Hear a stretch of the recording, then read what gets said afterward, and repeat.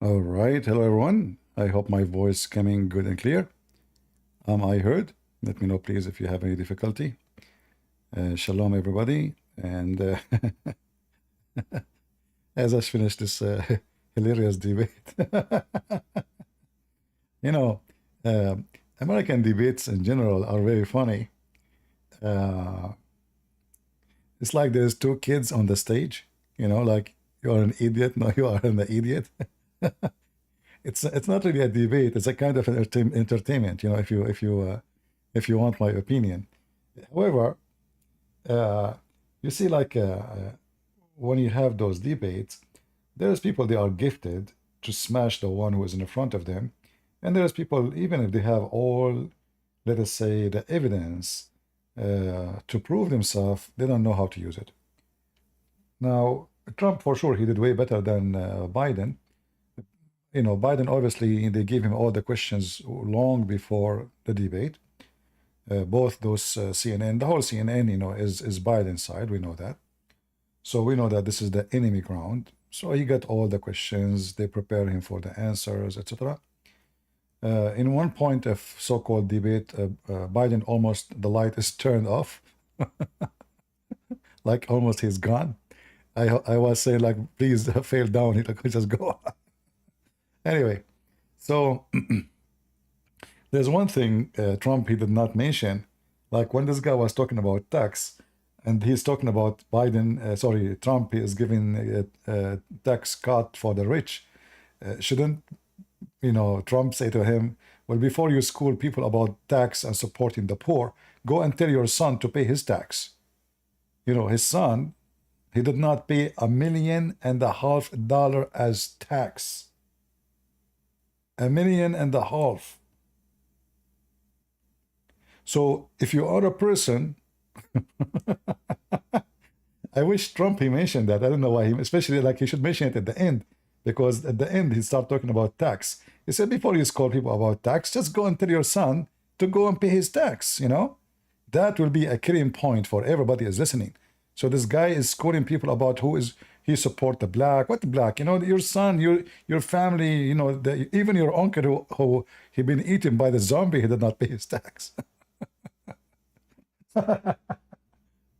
Anyway, those debates are not going to do any different, really, because we know that the Democrat will vote for Biden anyway, and Republican will vote for Trump anyway.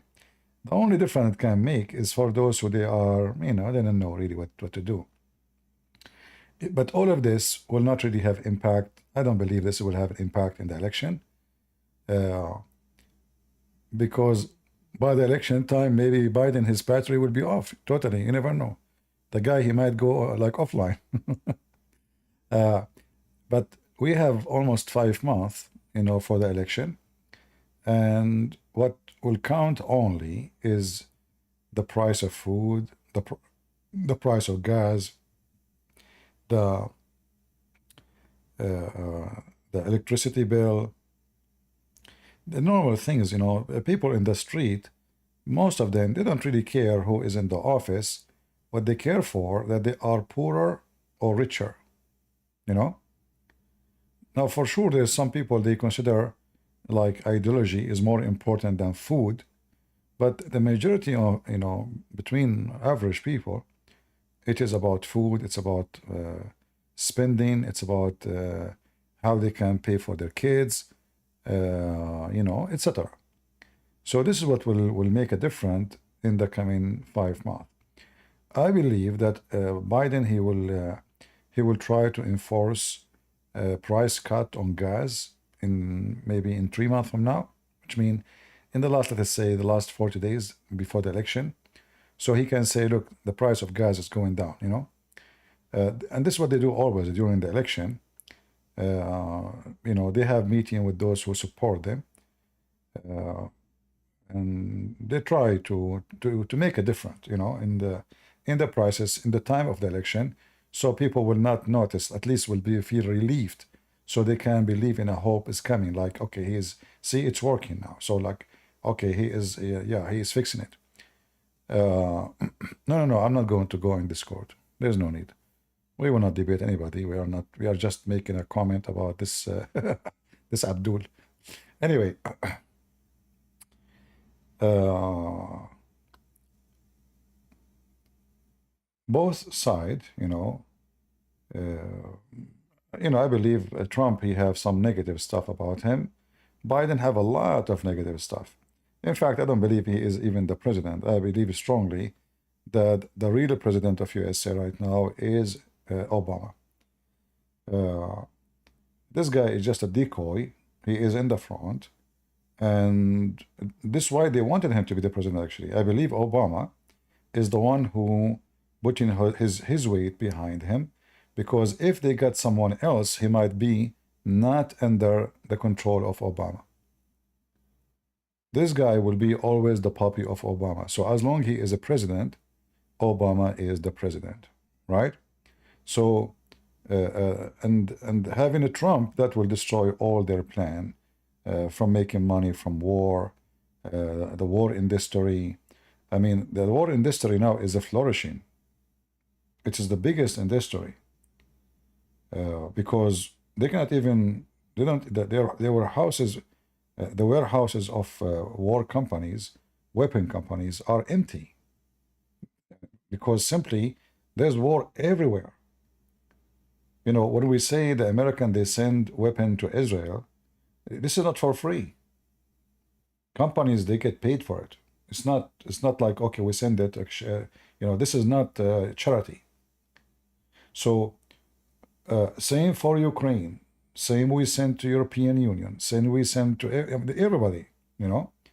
Everybody is buying weapon from USA, because now everybody is in fear, and creating a disability is a business for the big corporation who own war manufacture business.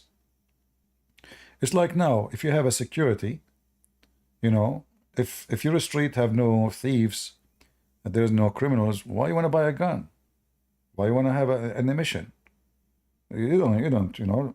I mean, if your country have zero crimes, well, nobody will invest in buying weapon. So the more we have problems in the world, the more he called him bad Palestinian, really? I did not hear that. Maybe because I went out for a walk a little bit. I did not listen to it, all of it, because it's a kind of silly. But I like some moment where Biden, he was like, but I like the best moment where Trump, he said, "This guy, what this guy is talking about?" He didn't know what he's talking about. Trump is like when sometimes he speak, is like a kid. He is 8 years old. You know what I mean? And he say things in a very natural way. Like what this guy is talking about.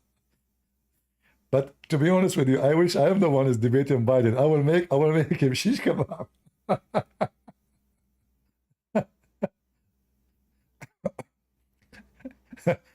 I wish I can take the format of like the same as Shaitan. He took the format of Jibril, and he came satanic verses to Muhammad. So I will be the Shaitan for one day, and I will go and I will give Trump all the satanic verses, and we will smash Biden with it. Oh boy.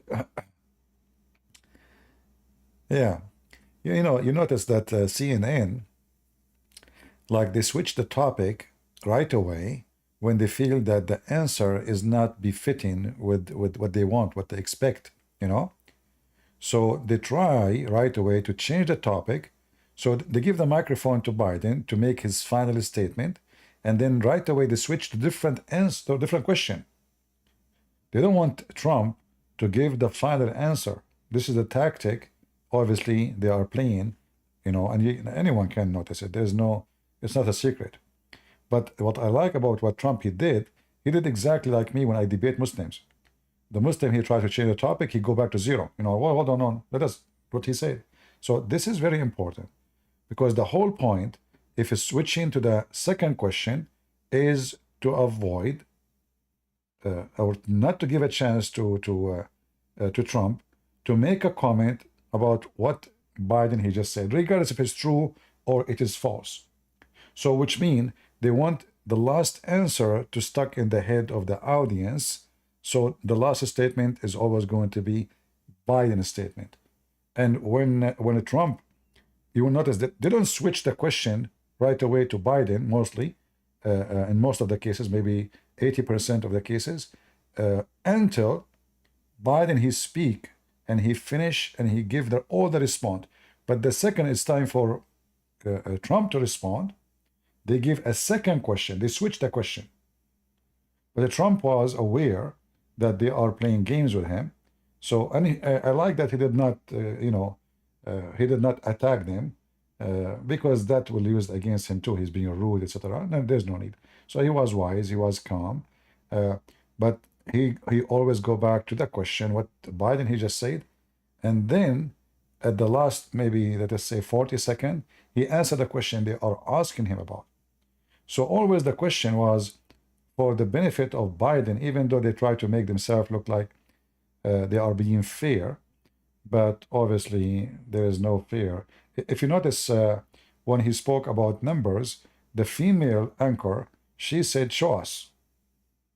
Do you remember? Trump, he said, I will. So she broke the rule, she herself, they are, which is showing clearly, like this was a mistake from them to show that they are siding with Biden. How come she did not say to Biden, show us? And you said to him, show us. Okay, give him the time to show you. So it's obvious they are really stupid. Like you see people like somebody saying Trump is pathetic. I laugh at those people. It's pathetic to bring someone, he hardly can put two words together. The guy almost his light turned off in the middle of the stage. No, we don't even understand what he's saying. Oh, yeah. In the top of that, forget about how he talk. Let us say the guy he mute. He cannot talk. But we have numbers. The price of food is so scary. The price of gas is so scary. The price of electricity is so scary. The price of everything. And then they come to Trump and they say to him, how we will fix the global warming. That is the most stupid question ever. I mean, is a global warming something we can fix by closing a faucet? All the money you spend, is a global warming will be fixed? No, because simply, if there is a reason for a global warming, it's your stupidity. You print more money, you cause more inflation, China burn more fuel, imported to us with no control of a climate control, and we are the only one who will pay for a climate change. So my neighbor, he burn fire every day. The smoke comes from every window. And all the wars are doing the same. But only the American are the one who can fight the global warming.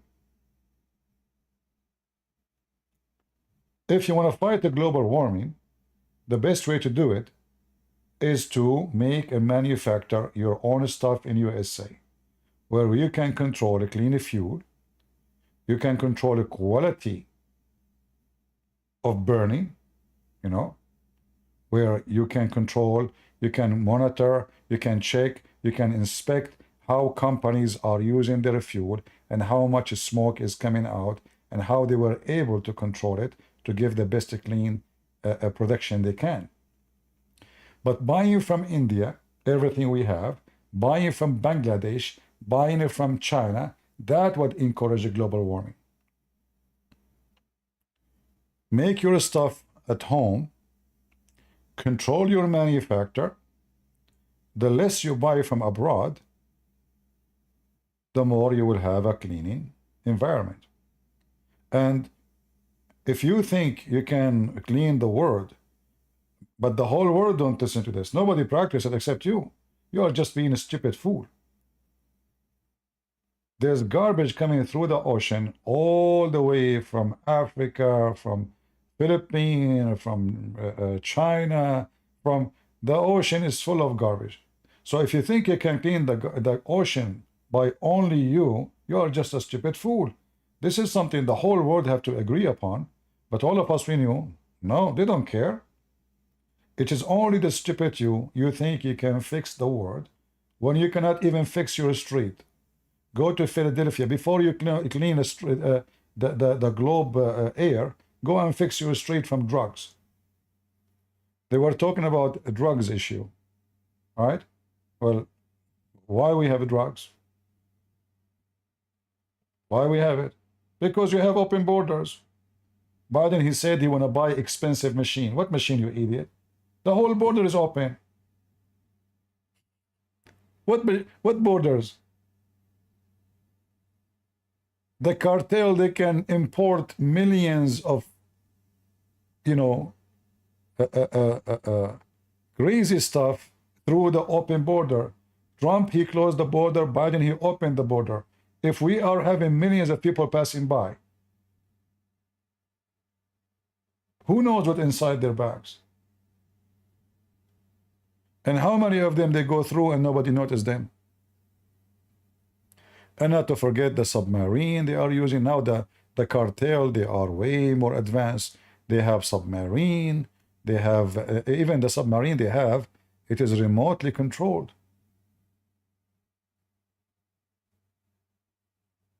They send it in the water.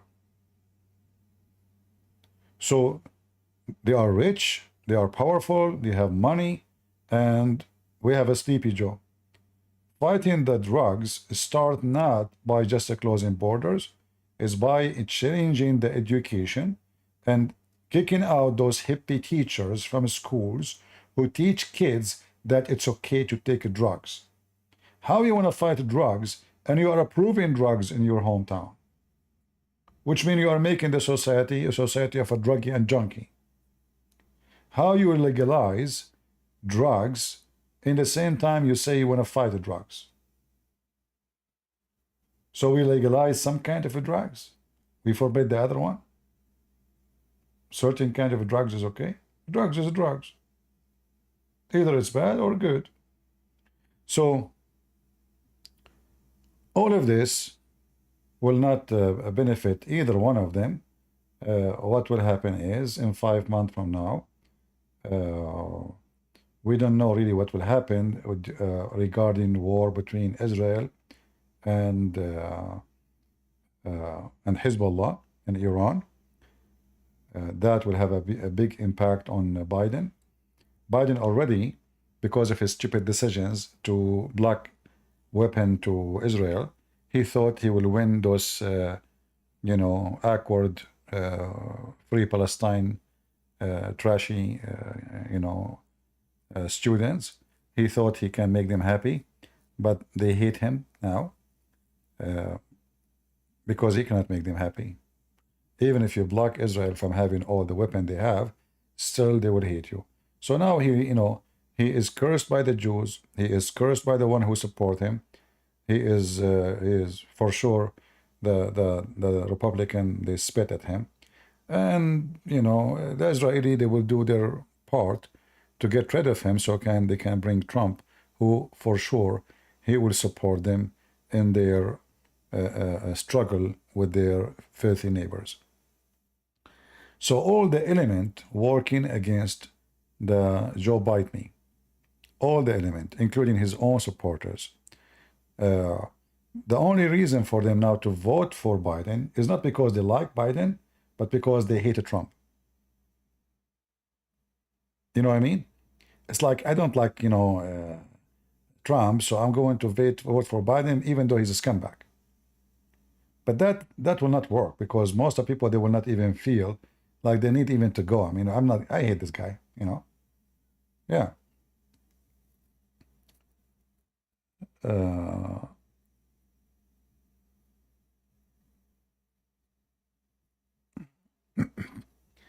Somebody saying, I'm very disappointed in you, especially as an immigrant yourself, hate B-man or T-man policy, but have migrant out.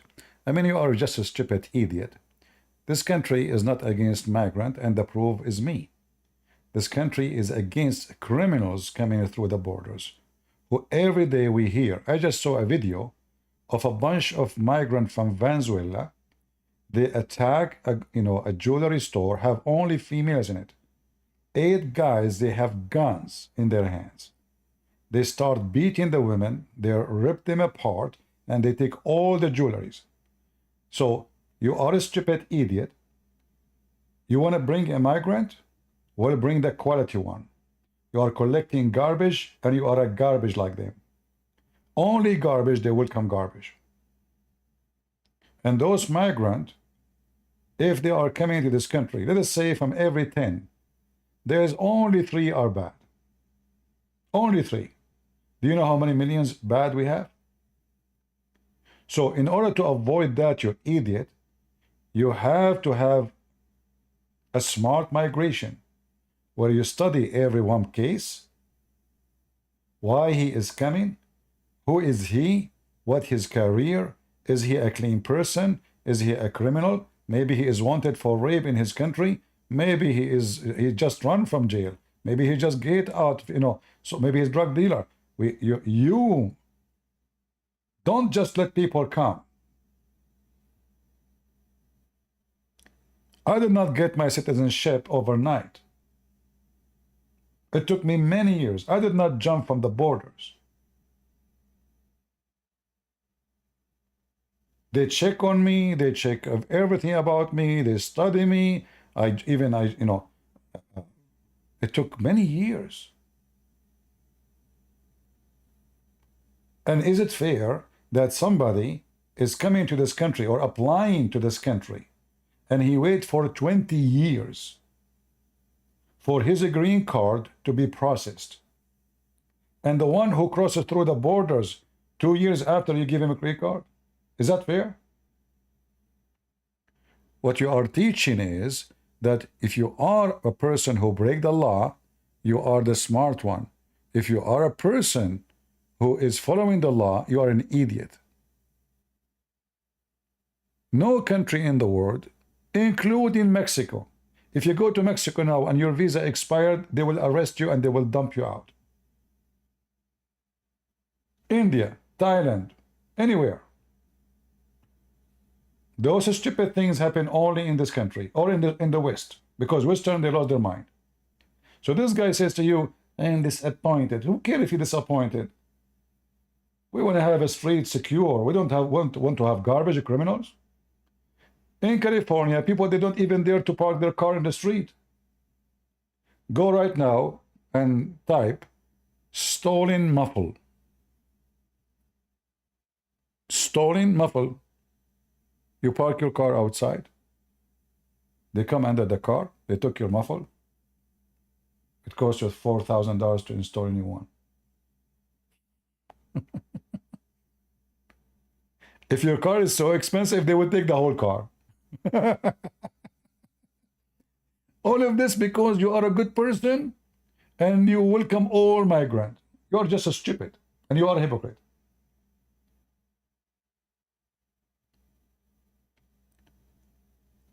There's no country in the world open their border to everybody. Philippines is a poor country. You are an American. If you pass 1 day of your visa, you are illegal. Police can arrest you and deport you. And you will pay a fine. Any country in the world. You know, when I was in Europe, a guy, I think he was from Italy, he have some ears in his earring in his ears. You know, he looked like hippie. So he said, where are you from? I said, I'm from America. I said, where are you? Italy. I said, he said, no, I feel sorry, American, you have this racist Trump. I said, why he's racist? He said he closed the border. I said, if I go to Italy now without visa, do you arrest me and in Italy and would dump me out? He said, yes. I said, why you are being racist? People are stupid. People literally are so stupid. So they do in their country the same to you. But if a Trump, he did it in his country, he is a racist. They say that Trump, he banned Muslims. It was Obama who signed that law. He did not ban Muslims. Obama is the one. Trump, he just renewed the signature. Extend the experiment day. That's it. Actually, now Joe Biden, he mentioned that Trump, he put people in cages. Trump, he should say to him, you stupid, this is Obama. It was Obama who made those cages, not me. It's a fact. Go check it out. So the strategy of the evil Democrat, who they are antichrist, anti-Bible, anti-cross, anti-anything good, is to demonize the one who go against them. That's exactly what the Muslim they do.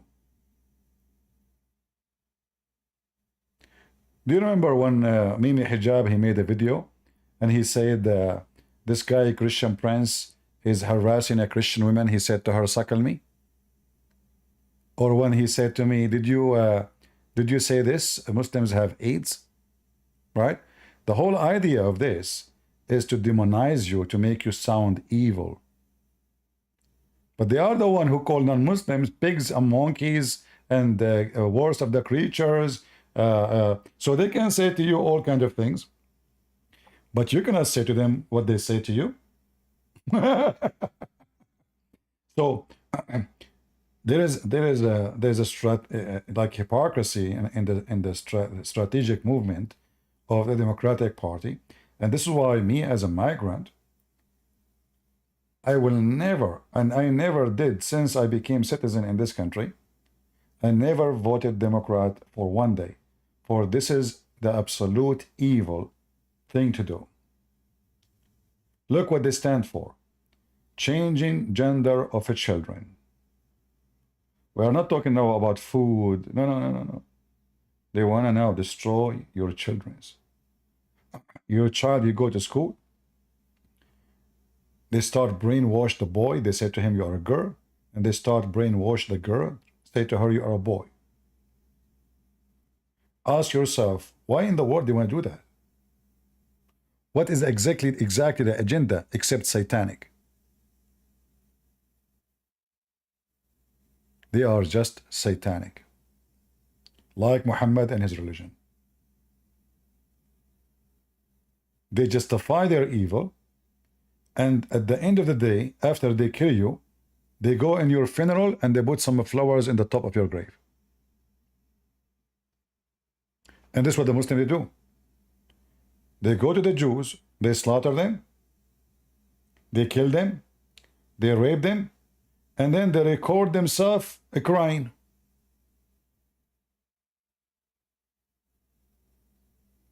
Am I lying?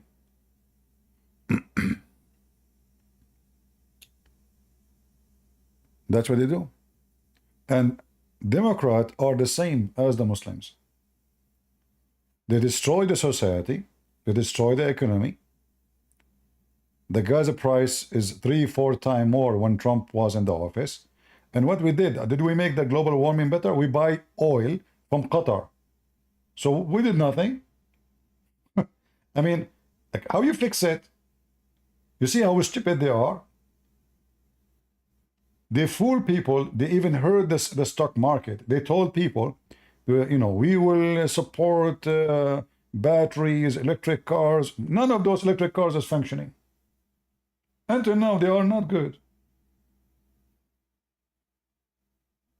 Electric cars companies are going bankruptcy because the batteries are not good yet. Maybe in the future can be good, but for now, it's just a stupid move. The best car in the market is Tesla. I just saw a video yesterday of a guy, he is towing his boat. When he's driving, the battery now is what? Consuming electricity, right? So in the beginning, it's fine. Half hour after, 2 hours after, So now, imagine you stop in the middle of the highway and your battery is exhausted. How you can charge it? Are you going to call the tow truck to charge your car? Well, the tow truck, they are using diesel.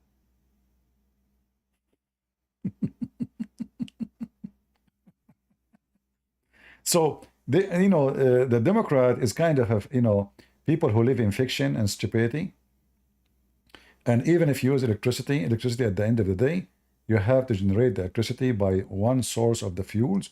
Either you make solar, which is going to make a global warming too, because when you make those solar, uh, uh, uh, you know, what do you call them, mirrors, uh, you have to burn a lot of energy, and they cannot be made by electricity, normal electricity. So even when you want to make something will produce clean energy, you have to use a dirty energy, at least for now. Especially those stupid Democrats, they start fighting using uranium. Uranium is the most clean energy, actually, because almost you burn nothing. It's way better than gas, way better than oil. But anyway, we have all of this. We have uranium, we have oil, we have gas, we have all kind of things. Can you heat houses by electricity? No, you cannot. You have to use gas. If somebody live in New York, in Chicago, in the Midwest, in Wyoming, on what electricity will do? When my gas heater broke, I have no choice except to turn the electric heater.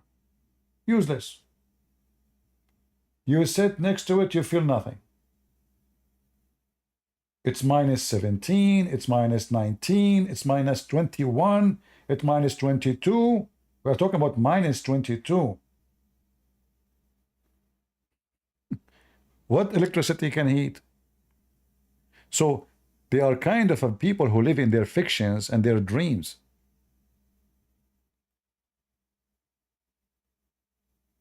The Democrat, they decide to make a fast train in USA. So they put, I don't know how many $100 billion. Where is the train? Anybody can tell me where is the train? Obama, he decided to make health insurance. $700 million to make a website. Have you ever heard that there is a website can cost $700 million? Why?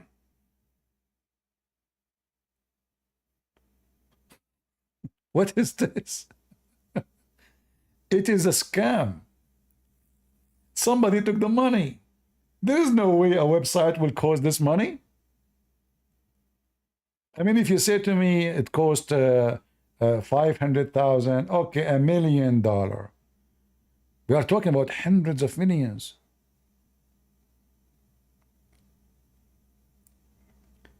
Everything they promise you never happened.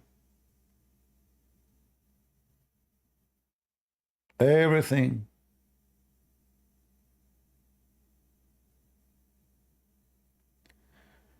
Anyway, and by the way, I'm not against electric vehicle. I support this idea, but if you have to make it work first.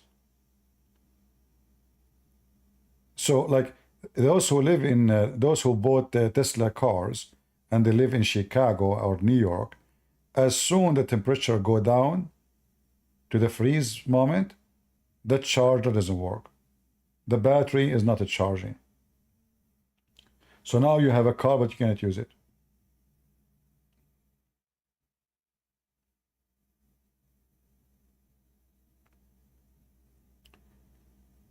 Uh,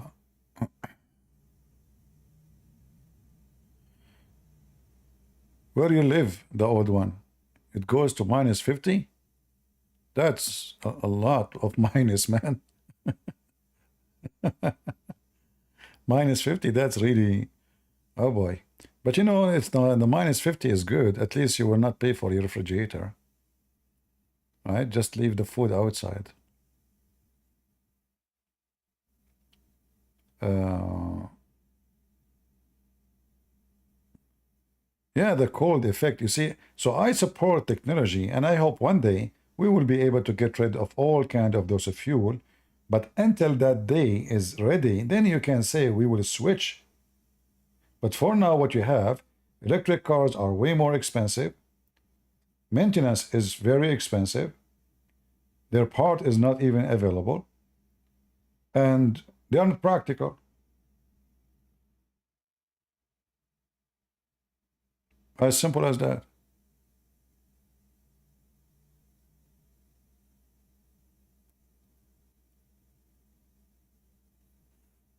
Arab thinking? Well, I don't know. The Arab, sometimes they have better sense than yours. You will not find one Arab country they open their border to every scumbag from the world to come to them. You see the stupid European? All the Muslims want to go to Europe. Why? Because Muslims will not allow them to come to their country. It is only you who is stupid. When 2 million from Syria, they went to Germany alone. Did you ask, did you ask yourself how many Muslim countries they have to go through before they go to Germany? Why don't they stay there? They will not let them stay. Saudi Arabia is empty. Jordan is empty. Qatar is empty. Kuwait is empty. Iraq is empty. No, they want to go to Europe. Because they knew that the only stupid nations is the Western nation. So don't talk about Arab thinking. Those Western, they lost their common sense long time ago. They are awkward, they are backward, they are monkey, they are donkeys. And the second you start speaking to them about reality, they call you racist, you say Islamophobic, they said you have a phobia. Well, you can say I have a phobia as much you want, but I am not stupid.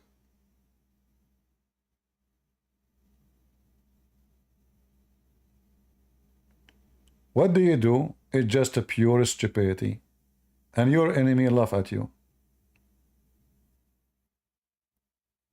When you see an American university, they ask a guy from Gaza to become a professor to teach their kids in Colombia. The president of Colombia is a Muslim. The visiting professors are Muslims. Why? There is no professor in this country? No, we won't bring Muslims. This is the agenda.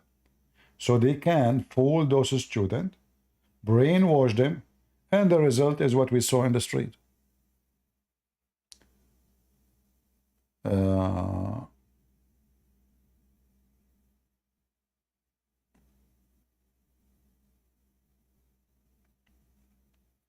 What do you think the reason the whole world declined the Jewish Holocaust?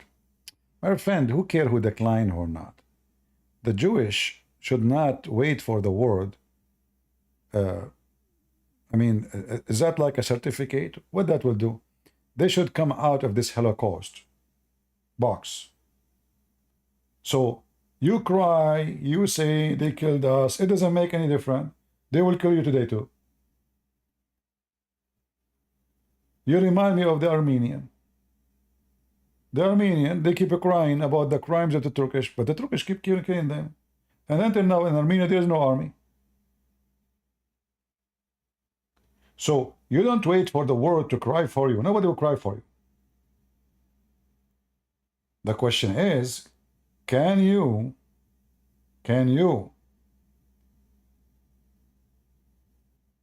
do what you say to yourself one day that never again? That is the question. When you have a society full of hippies, and I'm talking about Israel, to the point they want to dance in front of Gaza, 500 meters away from the border of Gaza. Homosexual, gay, dancing, hippie all night, going to drink, hey, shaking their ass, and then the beast, they come and they took them. There's no security, nothing, just stupid people.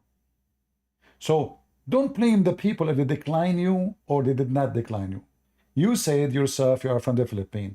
How come in the Philippines they did not, deny the Holocaust? Hey, my friend, you have a Holocaust in your land. Before you worry about Israel, worry about yourself. The Chinese will take all your land soon.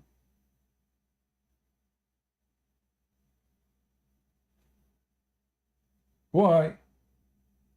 Because you are not making weapon, you are not building an army, you don't have a good security, your borders are open. Uh, the Filipinos, they don't focus in really security, you know, but they are a happy nation. They have money to spend for firework in the Christmas day or New Year, but they don't have money for food. They don't have money for weapon. They don't have money for the economy. They don't have money for housing. They don't have money for bridges. They don't have money for anything, but just say karaoke, everybody have money. So you need, before you think and you worry about others, worry about yourself. I'm just being honest with you and how I see things, right? The Israeli, nobody is going to protect them except themselves. So if the Israeli believe for a second that there's other nations will defend them, that means they are going to have a new Holocaust very soon. Do you understand what I'm saying? Anyone trust other nations to defend him is just a fool. The only one can protect you is you. You don't protect yourself, nobody protects you. You are just waiting for the good luck that somebody will stand and defend you. But you know that nobody would defend anybody for free. Those are countries, they don't do charity. There's nothing for free. Same time, I've been in the Philippines, and I heard many people, like, you know, I remember once one Marine guy, he killed, he took, you know, supposedly a girl, and he turned to be transgender. So this guy gets so angry, he killed the person, and then suddenly all the Filipinos against American, they want to kick them out. And here you see that it doesn't matter what you do to a country. The whole nation, by one TV show, can turn against you. So the American, they sent 200,000 and more soldiers to free Philippines. And then one guy, he killed somebody, he's a Filipino. So now the whole American, they must go. And here you notice that there is no appreciation for the blood of the nation, all those people who die to free Philippines from Japan. So now the American themselves, they will ask themselves the same question. If we do today defend China, defend the Philippines against China, are the Filipino going to appreciate? I say no. One TV show will make every Filipino spit at the American. So why the American would defend you? Give them a reason.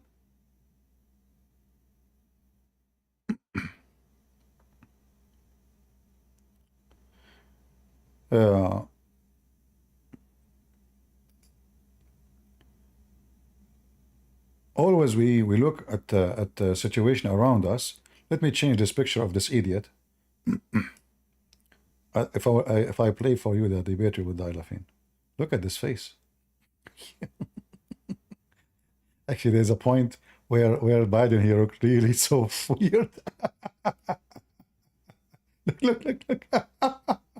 He's almost going to cry. Oh boy. Yeah. See, the going back to our topic.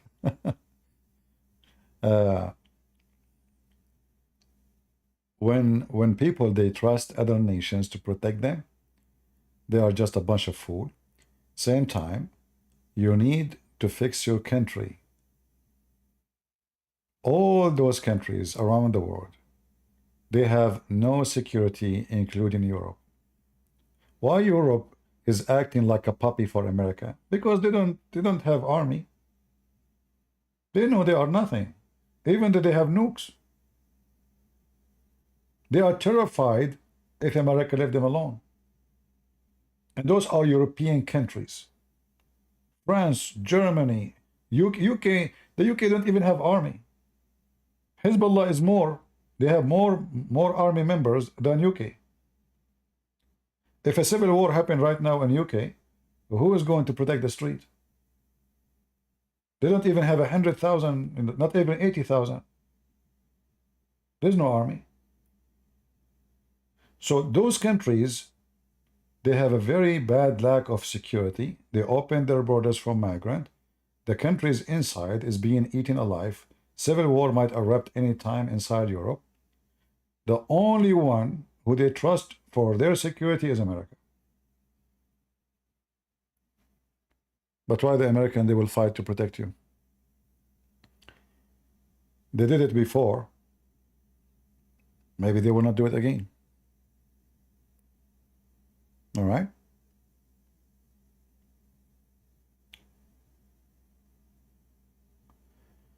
Armenia, they have to deal with Azerbaijan. Well, the Armenian, leadership are a bunch of idiots. They trusted Russia to protect them, and Putin, he sold them. You see, when Azerbaijan, they attack Armenia, one phone call from Putin, Azerbaijan will stop immediately. But Putin, he needs Turkey. And all of us, we knew that the attack on Armenia was behind the Turkey. Putin, he sold them. He needs Turkey, at least for now. So the stupid Armenian government, I mean, look at this president. After all what happened, he did not even resign. If he had little dignity, he would resign a long time ago. Many countries in Europe are just a bunch of stupid. I will give you an example. Greece. Imagine, not this prime minister, I think the one before him, maybe before, I don't like, maybe 5 years ago, he decided to buy drones from Turkey. I mean, can you see the stupidity, how far it can go? How you are a Greek, and now you want to support your military, and what do?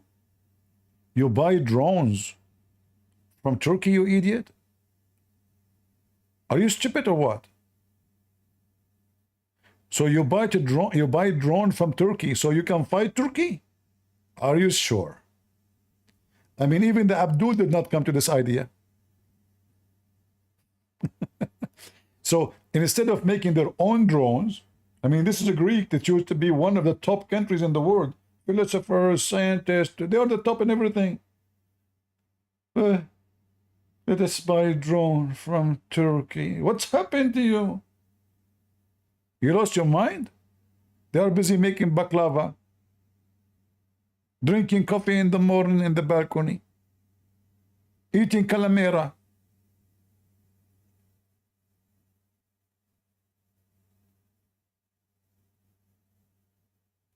Always leadership. This is why it's important to choose a leader who is smart, not a donkey.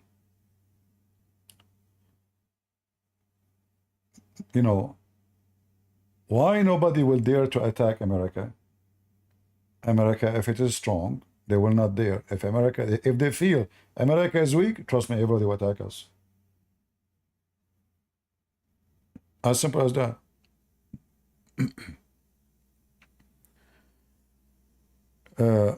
Trump, he said something very important. During the time he was in the office, even though I did not like some of his policy, like when Iran hit, as Biden, he said, this is true. Iran hit back after he killed Soleimani. They hit back, they injured 20 soldiers. Trump, he did not respond at all. He did not. However, I can say he is being wise. He don't want to escalate. He killed the guy and he done what he done. Those countries, they erupt with their violence when Biden took the office. But not because America is strong or weak now, no. But because they knew that the one in the office is Obama. Obama is a Muslim, and he is a Shia, and he supports Iran. So now Iran, they knew that America really will never do any harm to them, no matter what they do. And this is why all this madness erupt. For now, they have their guy. You will notice that always those terrorist groups, Like Obama came to the office, ISIS, Al-Qaeda in Syria, things is messed up. War in Libya, war in Egypt, war in Yemen, war in Syria. But before Obama, it was okay. But Obama wanted that to happen because he wanted Iran to control all that territory.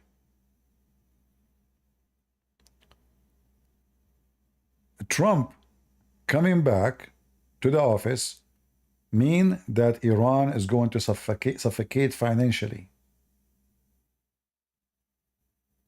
Mean that Al-Houthi, they will have no source for money. Mean that Trump will give the green light to the Saudi to burn the ground in Yemen. The first thing Biden he did when he took the office, he put sanctions on Saudi Arabia because they were killing the terrorists of Al-Houthi. In fact, there's one of you, he sent me a video, supposedly he is like, he's being smart, so he sent me a video. He is showing me, I don't know if he's listening, he is showing me how children are dying in Yemen. We should not allow the Saudi do that. People are stupid. They don't know what, those people don't care for their kids. They are the ones killing their kids. If they care for their kids, why they have money for weapon but they don't have money for food? And do you really believe in those videos? Every single citizen in Yemen, he have a brand new Toyota, which I dream to buy. So they make videos of a bunch of kids, God knows they are coming from where. They are so skinny, they are so, and they say, look what's happening in Yemen. And then the whole world, oh, the same what they do in Gaza. They put some, some chicken blood here, chicken blood there, and they make a hole, and they have a movie, and they say, look, there's a kid, he been slaughtered. They cut his head. We know better than those things. I'm not saying that there's not many people are dying for real, but we know that they are the biggest fabricator ever. They staged an attack of a chemical weapon in Syria. It is a very funny movie, and the European, I know they don't believe it. Like now I just heard that the court in France, they issue an arrest warrant for the president of Syria. He is a dictator for sure, there's no question about that. But what is the reason? The chemical attack. I mean, this is the most funny, stupid thing ever. Everybody knows that this was fabricated by the terrorist. They made a movie, they sprayed themselves with powder, and now they are washing them with the host. Where is, do you have any people in the ground? They investigate if this has happened. This is not, do you have like a foreigners? Do you have nobody? It's just a video they recorded themselves. And we know that this guy will not do that because he was afraid that then European Union, they might do to him the same as what they did to Gaddafi. They killed the Gaddafi and they finished his regime. So there's no way he will do it. He's not stupid. So strength have to have many sides, many faces. It can be the strength of the deception, as the Muslim they do. And the Israeli, obviously, they are losing ground everywhere when it's come to media. The Hamas, they rape their daughters. They kidnap them. They burn them alive, and they did not publish one video of that. Why? Because the families don't agree. So what they do, they bring a journalist from around the world, 20, 30 ones, people, and they show them the videos. Why you don't publish it? If everybody in the world, they see what they did, that will be the biggest answer for who you are. So the stupid government, they did not publish one of those videos. What about you publish the video where a bunch of Hamas raping a woman when she's alive? And then the guy, he put her in the table, opened her legs, and he was raping her. In the same time, he started cutting her breast by his knife when she's alive. Why you don't show the video? Why you don't show everybody how filthy they are? They did not. Why? Because the family feeling. They don't want those videos in the internet. Which one is more important now? The family feeling? I mean, their women is, their daughter is raped, is ripped, is tortured, is killed. Why you don't show the video?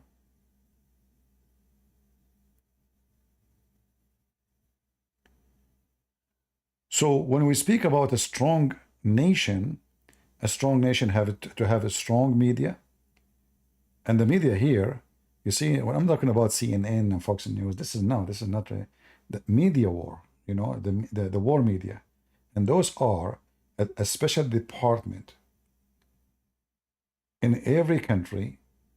Their job is to analyze information and make news, even fabricate news, to impact the enemy. To impact the enemy. I know you might say this is not ethical, but this is how it is. War is not only missiles and bullet.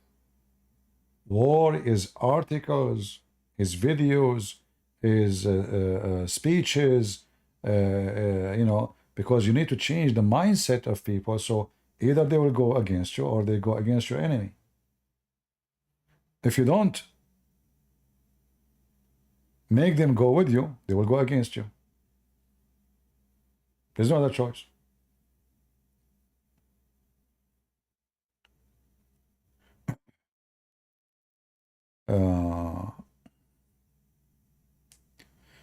And then, you know, the power of the army and the technology and how to secure your technology so the enemy will not steal it. There's many things, you know.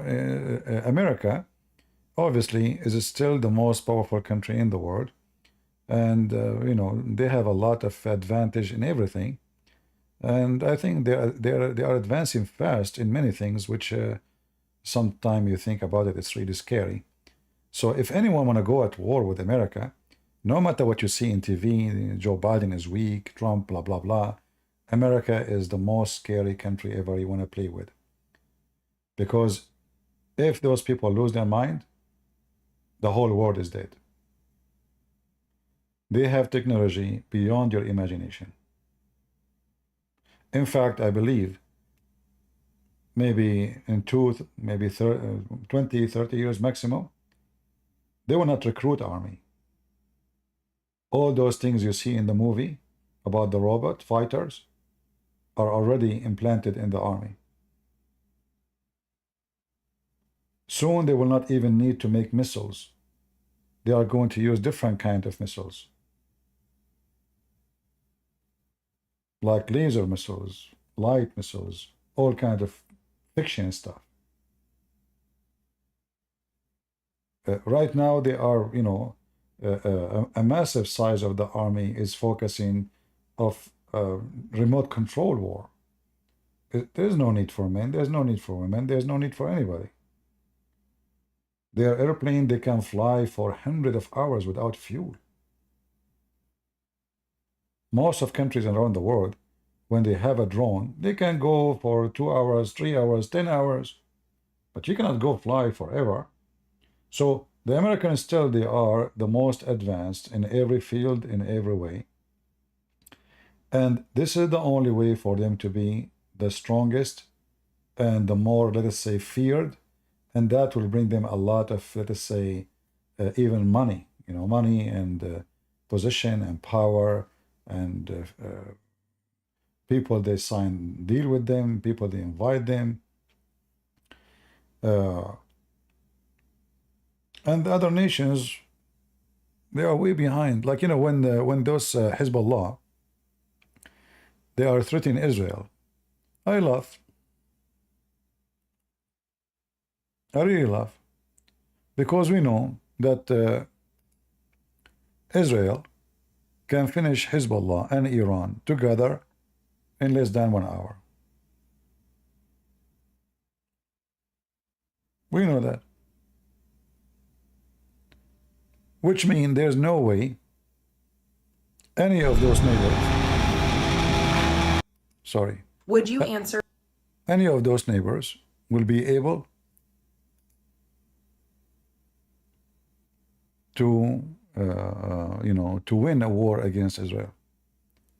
If those people, they feel that they are losing ground, let us say their enemy is overwhelming with traditional weapon, like rockets and yeah, or even drones, they will nuke you. And their nukes is not just normal nukes. They have the nukes can make the whole country a dust.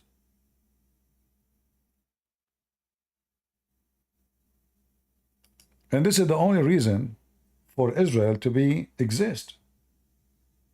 All the neighbors around Israel, they hate Israel. Even the Christians in Lebanon, because they are being hypocrite these days. So these days, the leadership of Lebanon, the Christian ones, they say the Israeli enemy, which make me really upset. Isn't those people are your friends, the one they were supporting you during the war with the Muslims? Now they are your enemy? Well, as I said before, when they notice that you are not strong enough, this is what politics is about. You are my friend. When you are my friend, you are my enemy. When I do not need you, I need you, you're my friend. If there's no benefit of you, you are not my friend. I will throw you in the trash. So the election now is coming soon, in a few months from now. And I think all what Biden is trying to do is trying to avoid the war to start between Lebanon and Israel, because that will affect his election. Will affect the election very badly, because then they will start going in the street by tens of thousands from Hezbollah, especially in Michigan. Most of the Muslims in Michigan, they are Shia, and they support Hezbollah. And they need their vote. Michigan is a very so-so state. So they can switch, they can turn Republican, they can vote for Trump, they can. So he will do anything to avoid what can cause him lose one more state. So all those things working against this guy Biden, and Israel, they knew if Trump won the election, they will have a green light to do invasion to Lebanon, which myself, I wish is going to happen as soon as possible. For the only way for Israel to stop Hezbollah and teach them how to behave is to invade. There's no other solution. Those cowards, as long you don't show them, like in the Middle East, we use the term red eyes, which mean the eyes of the beast. In fact, the beast eyes is not at night. They are not red, really. It's the opposite. But it's a term of being like the beast. I don't know if you do hunting at night. Let me teach you a trick. When you go hunting and you see eyes which is red, that means this is an animal which eats grass, like rabbit, donkey, deer, etc. If you see eyes which it look like a shiny green, like it's like hard to explain. You can watch some videos. Those are beasts who eat meat. So it can be a wolf, a hyena, a lion, anything eat meat, that their eyes will be different. And we are talking about if it's too dark, so you cannot even see the animal, but you can see the reflection of the eyes light. Anyway, going back to our topic, the Israeli now, they have no choice except to invade. The whole war, the whole way the war ran, it was going really in wrong direction. The Israeli made a big mistake from the beginning, like when they went to Gaza. Let's see if we can find you a Gaza map alone. Instead of going to the border of Gaza with Egypt, this is the last thing they did just 2 weeks ago. That should be the first thing to do. I never heard that an army leaders, they don't think about how to cut supply to the enemy. Everybody knows that all the supply coming to Gaza is coming through the borders of Egypt. So why you wait until now? I mean, I don't know what kind of a leadership this stupid Netanyahu have. This is the first place you should occupy, not the last place. So they waited 8 months to do what? To close the border with Egypt. And it might be that all the hostages now, they are in Egypt. Well, if we have tunnel and we can smuggle weapon, missiles, all kind of things, what about smuggling a person? Huh? So they might be already there in Egypt. They are gone. So they waited all this time because of a stupid leadership. This is why I believe this Netanyahu is an idiot. You know, never give the leadership for military for someone he is a civilian. Because at the end of the day, he is a civilian, even though if he served in the army, but he is not professional.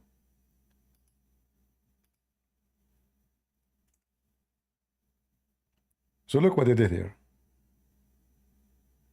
The green area, Rafah, is the area where they just occupy, not all of it, you know, I mean, like let us say the end of that line.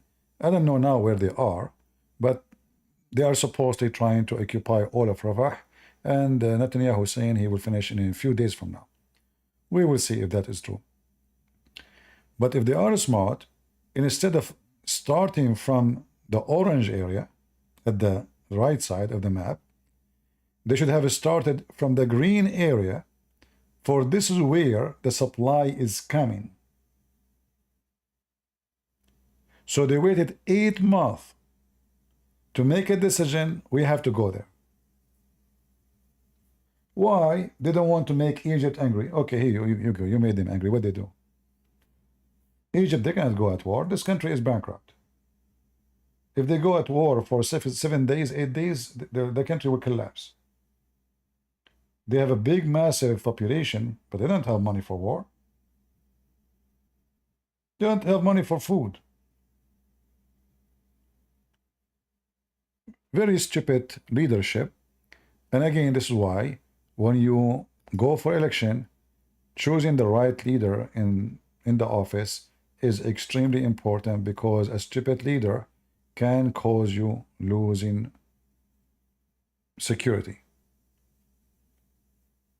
A strong army is not enough if you have a stupid leader. The whole country now, everybody is doing, like the Iranian, they are shooting at us, Houthi are shooting at us because this guy is doing nothing. He keeps saying we will not respond, we will not respond, we will not do anything, we will not do anything. Okay, so now they get the message, this guy will not do nothing. And now because they knew it's an election, oh, he will not do anything anyway. It's election time. So let us do what we need to do.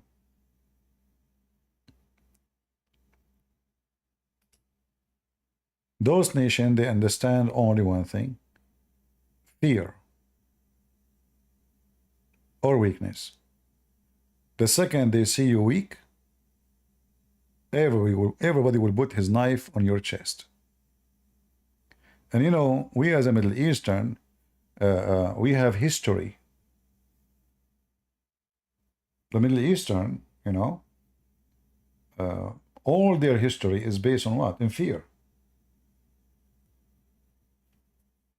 I will give you an example.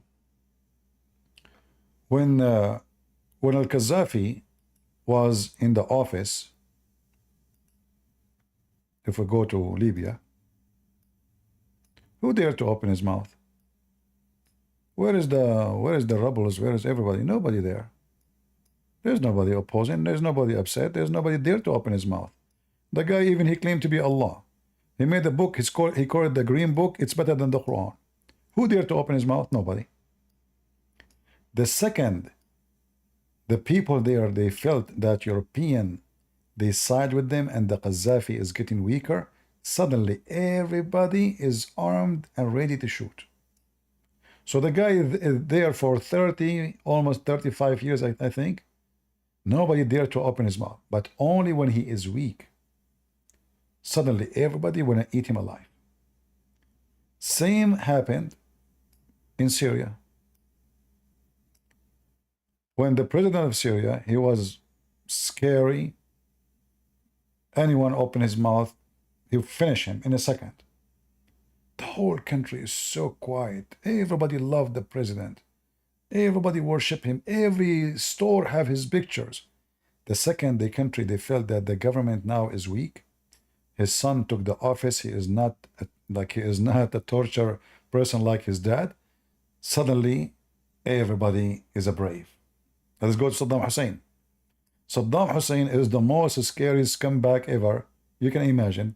A big dictator. When Saddam Hussein is strong, everybody is a sheep. The second Saddam Hussein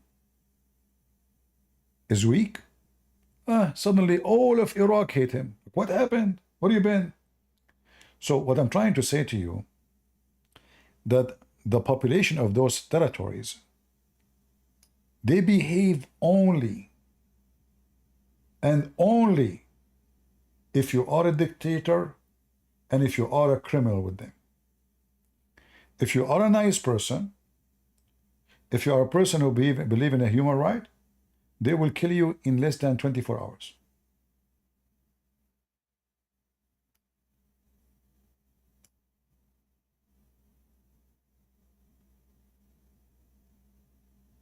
Just give them little freedom. This is why I say that the stupid American, they don't understand that the Middle East is different. They went to Iraq, they said, we changed the government, we make a new... They thought this is Germany. They thought those are German. Stupid American. Those are Middle Eastern. Those are Bedouin, Arab, Muslims. The second, until now, Iraq at war. And that's it. Iraq now is controlled by Iran. There's no government in Iraq. So the stupid American, they took Saddam Hussein and they give Iran a priceless gift. All the country of Iraq. The stupid American, they forgot that those are Shia. The majority are Shia. Sunni are minority. So now all of Iraq is controlled by Iran. And because the Americans are smart, they decide to go against the Syrian. So now Iran, you know, the president there becomes so weak, he needs the Iranian, they need the Shia to defend him. So the Shia invade Syria, and now Syria is controlled by the Iranian too. So now Iran is going all the way from the Persian Gulf. It's not in Iran no more. All the way through Iraq. Do you see how big Iraq? Iraq is a big country. Plus Syria. Now Iran is trying to collapse the king of Jordan. Just yesterday, they found a big a warehouse of explosion material, you know, coming from Iran. They want to do some assassination, bombing, etc. So soon we will start hearing about bombs and attack and assassination inside Jordan, and maybe they will kill the king. You never know. And now because the king of Jordan, even though he tried to make himself like he support the Palestinians, but everybody knows that he hates them and he is somehow supporting Israel. Like in public, he condemns Israel, but in behind the walls, he is the puppy of Israel. So I will not be surprised if the Palestinian, with the help of the Iranian, they were able to get rid of him maybe very soon. And that will cause a civil war because, you know, Jordan have Arab tribes who support the king and the Palestinian who they hate the king. That's why the king, who is not a king, he is just a Bedouin, he married a Palestinian woman hoping that Palestinian would not go against him as they did against his father. But I don't think that will change anything. Still they hate him because simply if the Palestinian, they can take over Jordan, then they will have a real state next to Israel, and then Jordan will be a bigger problem for Israel than Lebanon or Gaza. Anyway, I hope I did not give you too much headache with my. No, I cannot call Zakir Naik now. Zakir Naik don't like to speak about politics. Zakir Naik is a religious man, and he believed that he should not involve in any politics, especially regarding Gaza. All right. So anyway, we have a good entertainment today watching so-called debate. It was funny and silly. American debate in general, I see them as very entertaining and stupid. What about, if they want to have a real debate, what about we make, let us say, both guys, they bring evidence of what they say before they go to the stage. Let us say numbers. So what about we show reference, we show proofs, approved by experts who they are not Democrat, not Republican, who they say, okay, the economy in this time was better than this time, jobs was like this, jobs was like that, inflation like this, inflation like that. Show numbers and authentic numbers. And instead of this funny, silly debate, I did, you did not, show numbers. And let the numbers come from very authentic, not bias, a study, and people will make judgment. And then we will know who was better, who was not. However, we know that the food in the time of Trump was cheap. The gallon for gas was 160, I remember when Trump he left, it was 160, $1.60. Now is what, $4? In California, I think it is 6 or 7. I'm not sure.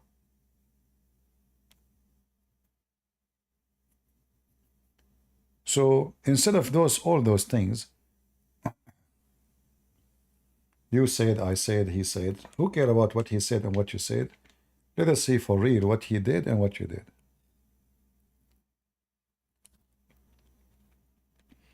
This is why I'm saying numbers can be manipulated, it's true, but if you bring, you see the government, they have budget, right? And their budget is a clear sign of success or failure. To make it simple for you, if I say this year my budget is a $100 million because I'm going to collect tax $110 million. That's just an example of number.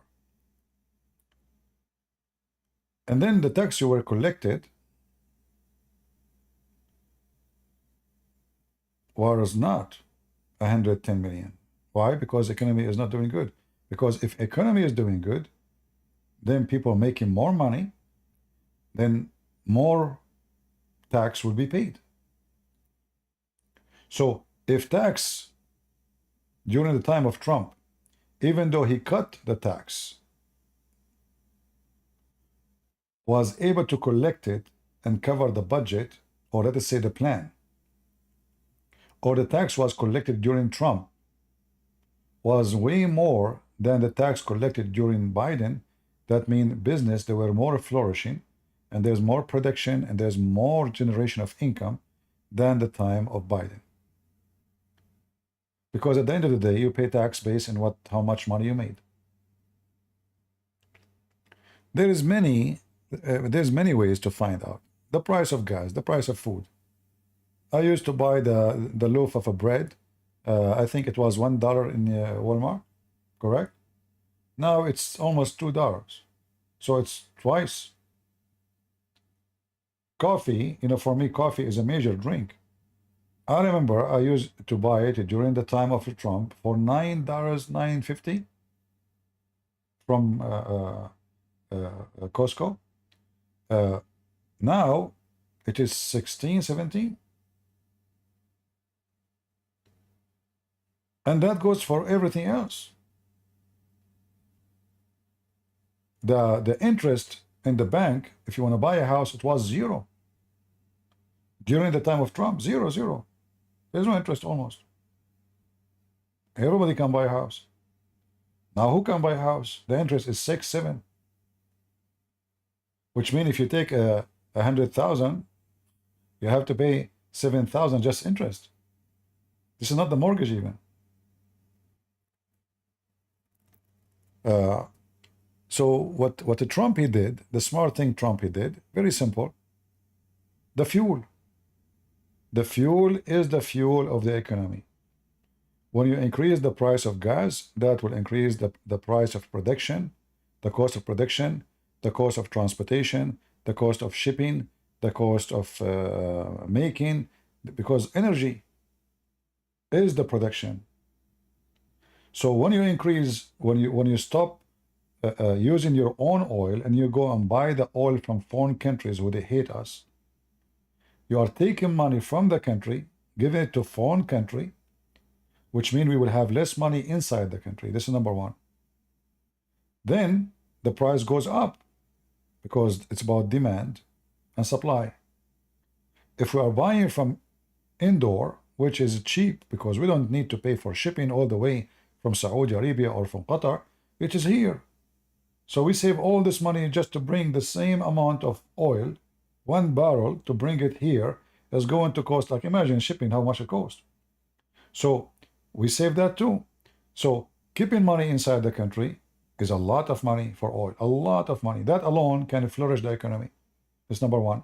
Number two, the price is down. That will make every price down. Food, supply, manufacture, electricity, transportation, everything will be way cheaper.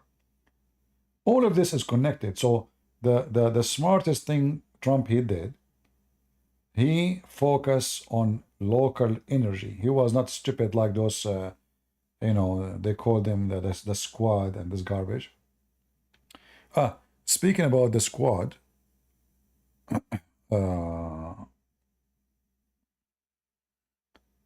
if Benjamin made third temple, is it true? The end is near. My friend, don't worry about the end. Just the only end I see, if your mother-in-law, she came home and her daughter is not happy. Don't worry about the end. God knows when it's going to be. The Lord, he says, nobody will know. Right? Don't worry about the end. Don't go with the, he said, she said. This is the job of God, not my job, not your job. All right?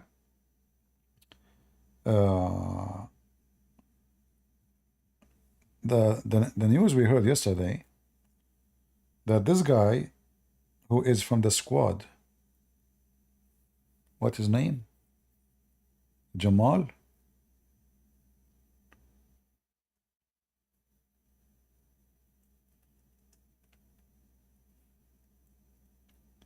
Yesterday, he lost the election. I saw his video. He was dancing on the stage with this mentally ill Cortez. Lord have mercy. Did you see her jumping on the stage? Anyway, so this idiot, he is a congressman in New York. In a territory have a lot of Jews. And this guy, he slandered the Jews non-stop, and he is talking about genocide. He supports Hamas. I mean, a mentally sick person. So yesterday, the Jews in New York, they gave him a screwdriver.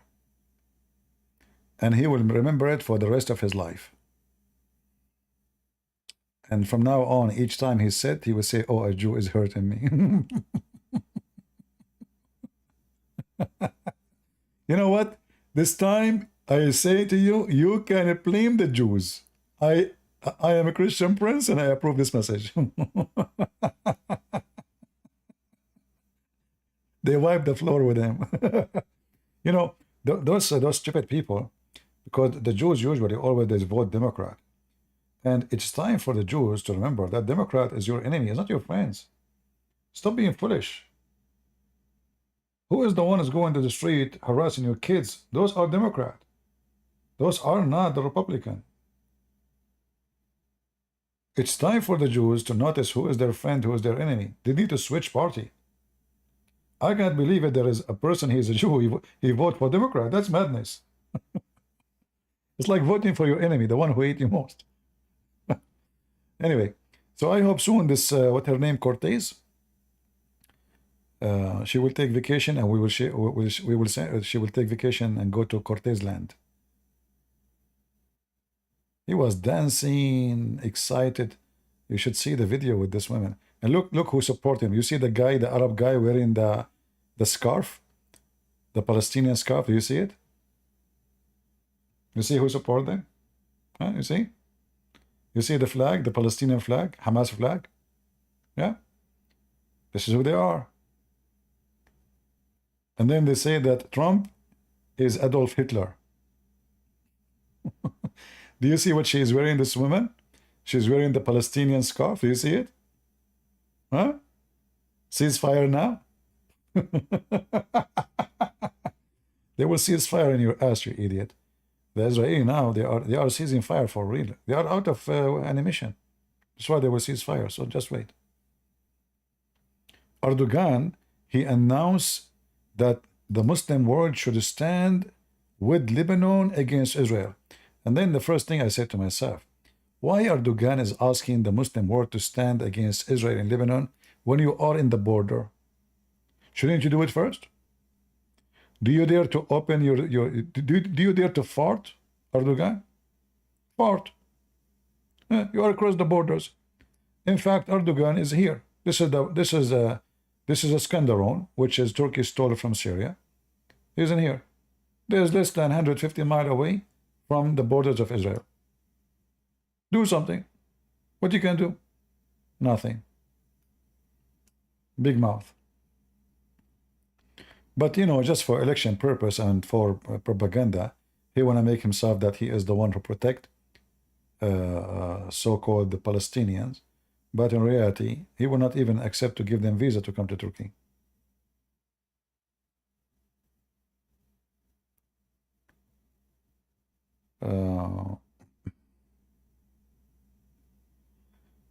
All right, if you are a Hamas supporter, don't forget to give us dislike. I appreciate it.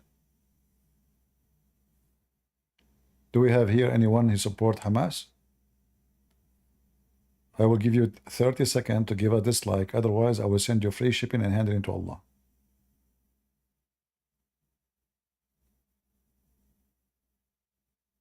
Huh? It's a shameful behavior that you support Hamas and you don't give a dislike. Shame on you.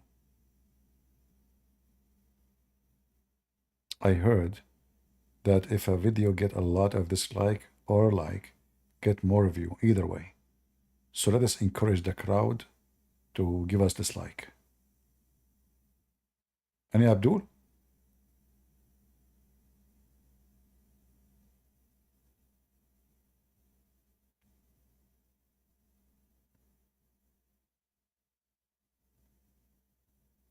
Who support Hamas here? Anyone? You know, for me, if you ask me, I will be willing to give donation to Sinwar to build a nice grave for him. It's not right, like you know, like you kill the guy and you bury him like a rat. You have to give him a nice grave, a human right. This is a human right, you know. We have to treat him like a human. All right.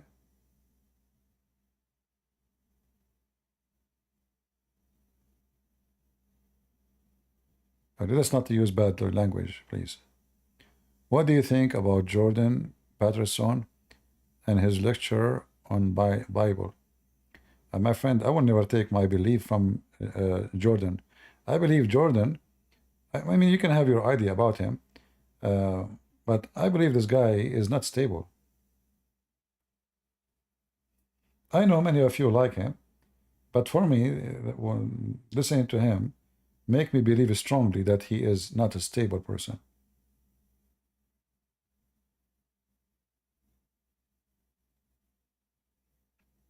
Maybe I'm wrong, but this is what I see.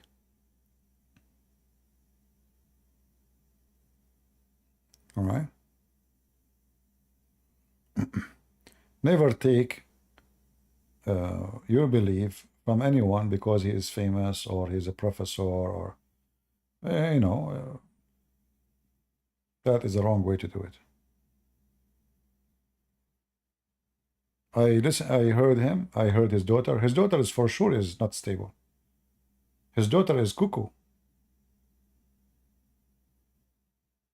Is a cuckoo from the cuckoo land. Coconut. You know. That's why she went all the way to meet with Andrew Tate, correct? Didn't she go there? That's how stupid he is. Cuckoo. And if her father is smart, and if he is stable, shouldn't he tell his daughter this is a shame to do? You see, this is how you know if a family are stable or not. They are not. They have mental issues. And sometimes you can be very smart. But because you are very smart, you can be cuckoo.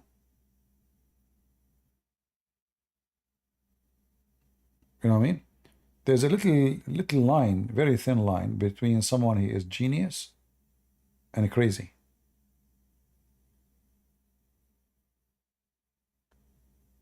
And most of those people who they are really, really smart, they are in the stage of being mad and crazy, not smart no more, you know?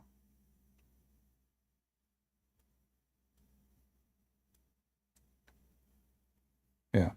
So, you know, I don't believe. I mean, if you can be a person who speak about psychology, but you cannot even teach your daughter how to grow healthy. So what success you did? You spend your lifetime, you know, on the stage teaching people, but you did not teach your daughter. You know what I mean?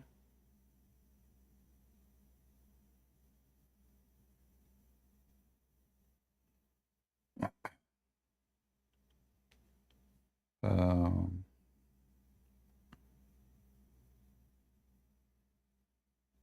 if a person cannot be succeed or successful to his family first, well, he have no success anywhere in the world.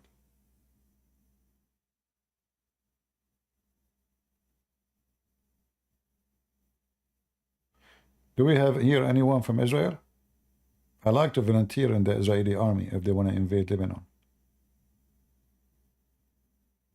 If you are like a high officer, let me know.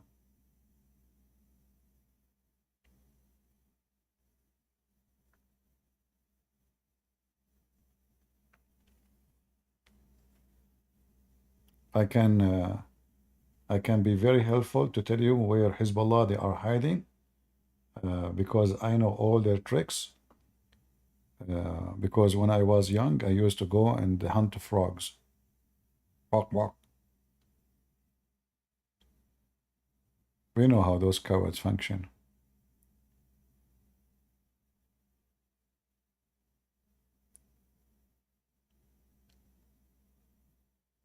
That is disgusting show, but I cannot expect anything from you. Ah, so Adish, he is disgusting from you. So do we switch to breastfeeding for adult, Adish? What do you think about your prophet show when he did breastfeeding for adult? And his wife, she commanded her sisters and her niece to do breastfeeding. Was it good? Me, myself, I like it, to be honest with you. The only regret I have, I was not alive at that time to practice it. However, if you can make it happen, you can invite me. So me and your wife, we can be so close. And you can watch. I mean, literally close. Breastfeeding for adult men. And you are talking about disgusting? For adult. By the way, I'm not adult yet. So don't worry, don't get jealous. You know, just I will sit in her lap. She can sit in my lap if you want. I don't know which one is more comfortable for you. You know? A Muslim talking about disgusting. Abdul, how would it feel to be sitting in the top of a rocket made by the Jews, going between your legs? Huh? Are you a Hamas member? Hello? I don't know how the Jews can do that. Is it haram? By the way, is it halal to ride those rockets in the mullah? Guys, I'm not even 20. What are you talking about? You know, I always get discount anywhere I go because I'm of my young age.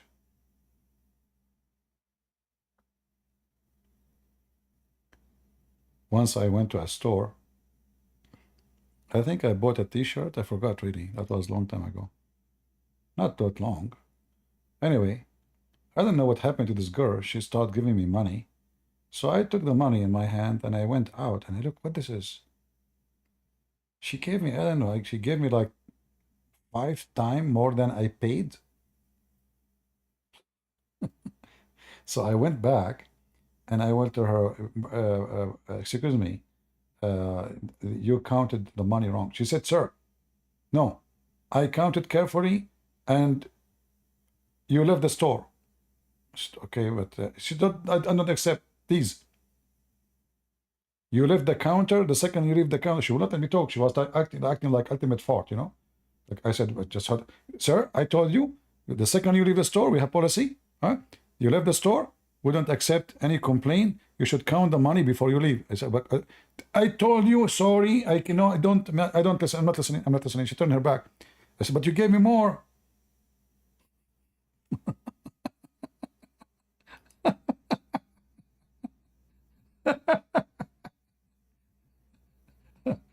The second I said, but you gave me more. She looked at me. She said, really? I said, you gave me maybe 5 or 6 times more than the price of the t-shirt, which I paid for. You know, what are you doing? What you give me back? Did you count even? Or what is your brain? I don't know what I was thinking.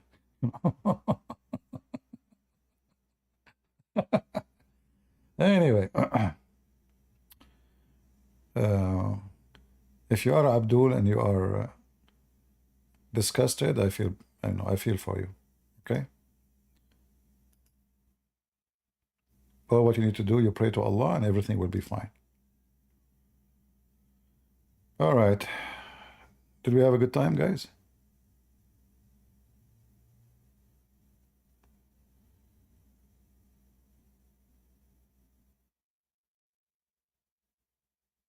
Yeah, that's right. Adish, not Aisha. Ah.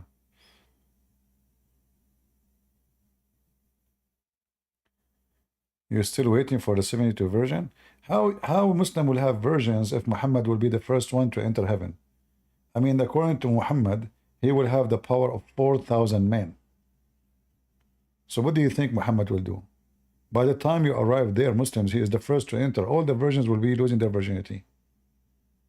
I mean, the guy have the power of 4,000 men. 4,000. By the way, Muhammad is not exaggerating. Those numbers are accurate. According to scientific study, if you eat 7 ajwa a day, huh, you will have the power of 4,000 men a day, but yet you cannot have babies. صباح الخير يا رامي كيف حالك يا رجل.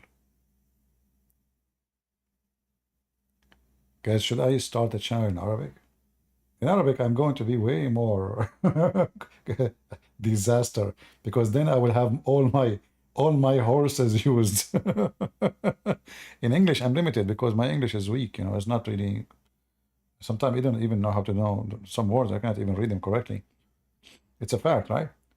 But if I go in Arabic, I mean, that would be a disaster. Anyone watch my debate with this guy, the head of the Shia in USA? Anyone watch it? This guy, he was a consultant for the stupid George Bush. Imagine George Bush, he hired him as a Muslim consultant during the war in Iraq. The guy, he lost his mind.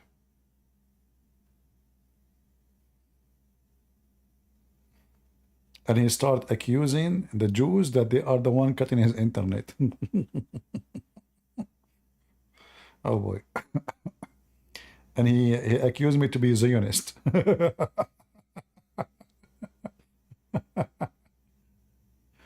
Yeah, my English is daif, I know. But you know, the benefit of English being daif, to be honest with you, Like if I one day I made a mistake and I get married. A'udhu billah, a'udhu billah. So let us say I get married. Your wife, she can say to you 100 things. After she say all those things, you say, sorry, I understand my, English. You know, when I was in the army, the drill sergeant, he commanded us to jump in the mud. I don't want to jump in this mud. I mean, but it was filthy mud. There's oil in it. There's all kind. It's like the Bi'r Bida'a where Muhammad he jumped to do wudu. So everybody is in the ground except me standing. He get close to me and wearing those hat and he scream at me. He said, "Go down in the ground." And I, with cold blood, I said to him, "No English." He said, "What? No English?" And he starts screaming, "Can you believe it? What kind of army we have today? They are enlisting people don't speak English. God, what I will do? Go down in the ground. Go down." He point with his finger. So like supposedly I will understand now. I mean, everybody in the ground. There's no way. Even if you are a donkey, you understand that you should go in the ground. And I said to him, "No English, no English." He said, "Get out of here." So he told me to get out away.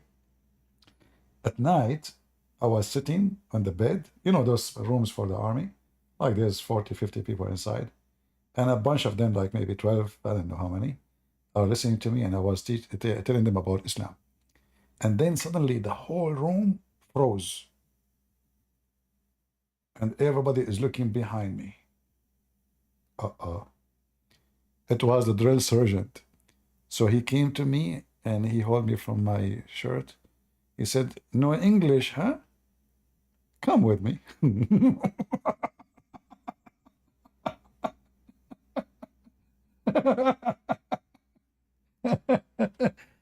So, and he take me outside. He said, "So you said you don't know English?"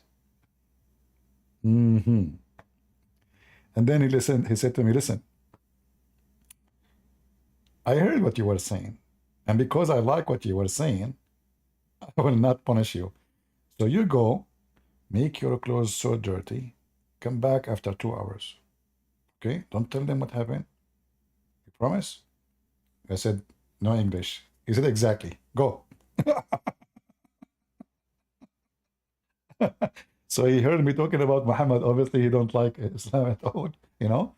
So it's just because I heard what you are saying, I like what you are saying. By the way, you know a lot, but because of that, I want to punish you. But you have to make your clothes dirty, very dirty. Yeah. I met a guy in the airport with his wife. He was serving with me. He forgot my name. So he saw me, he said, "No English." His wife, she said to him, "Seriously, this is his name?"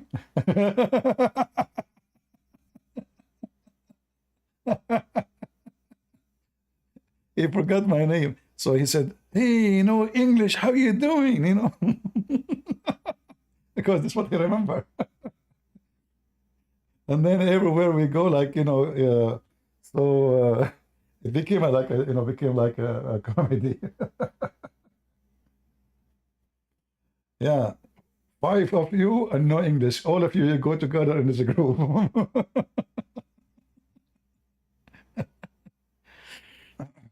And the funny is, the first one, he stand next to me in the line. His name is Muhammad. He was short, and he is, I think, from Chicago. He's just next to me, right away. Uh, so what's his? You have your name in the uniform. So I said, "So your name is Muhammad?" He said, "Yeah." So I start talking to him. Took me 48 hours, I think. He went to the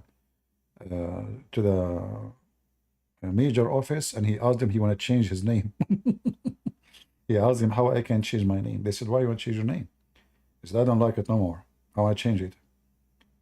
So they gave him a form. He changed his name. He left Islam.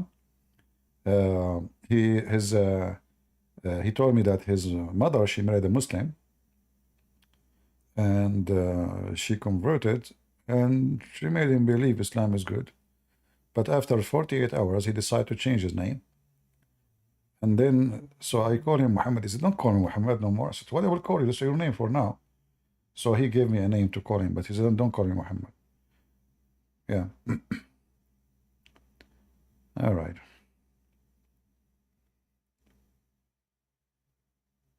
48 hours.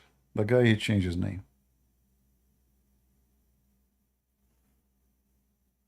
He was actually a very nice guy. You know, he even, uh,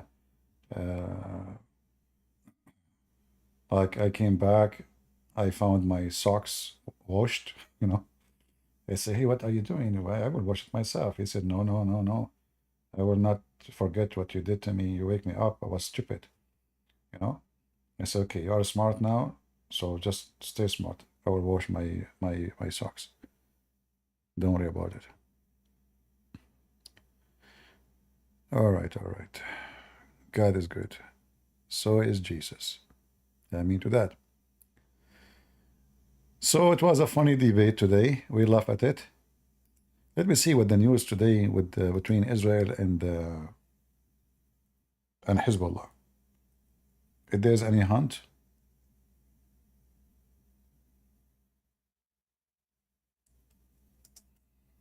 let us see the news. 5 hours ago, U.S. move forces closer to Israel. Okay, so it look like things is getting ready soon.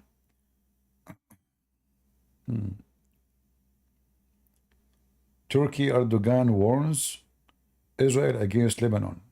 Go fart. Uh,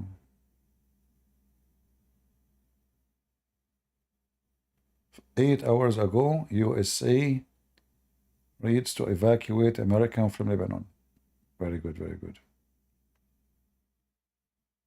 Al Jazeera TV saying Israel will send Lebanon back to the Stone Age. Abdul. You know, these areas where the Shia are, they are already in the Stone Age. What are you talking about? You cannot send them. As Ultimate Fort, he says, Ultimate Fort, I said to him that the Quran says Allah will make the Muslims, the one who don't believe in him, black. He said, can you black? The one is black again? Yeah, no, he can't because he was speaking to the white people, you idiot. He's a racist. So the U.S. evacuate American from Lebanon to evacuate. All right, that's good. Sound good. Israeli strike reportedly creating 5 kilometer zone, dead zone. That's very good. Yeah, when you see the strikes start getting crazy, that means the invasion is very, very, very soon.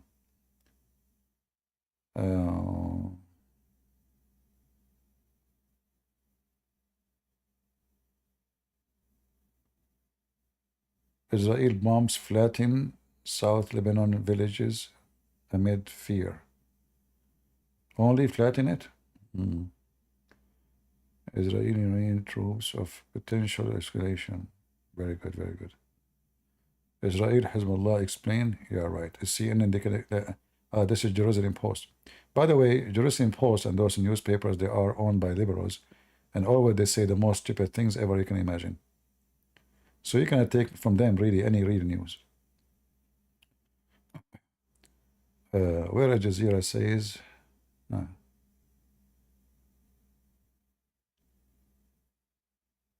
yeah. All right. We hope soon we will hear good news. Yeah, I want Israel to invade the south of Lebanon, really. Somebody have to put those Hezbollah in their place. If you don't teach them how to behave, they will never behave.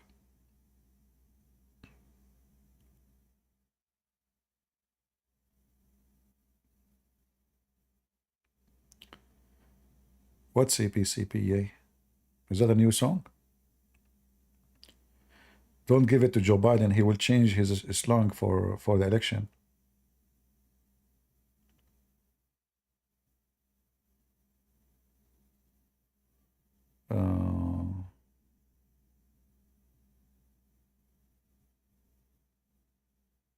Yeah, I like to join the ADF, but they will not trust me because I'm, an Arab.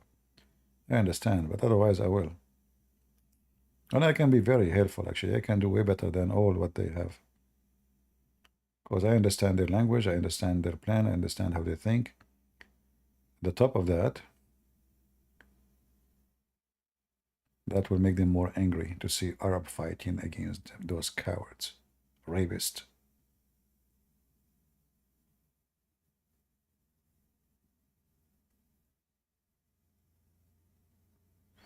I never went to a shelter. I went through war many times, and I never really went to a shelter. Never. I know people who used to go to shelter and they got killed. And me, the one who never hide, nothing happened to me. Only once, actually, I was injured. Um, but never went to a shelter.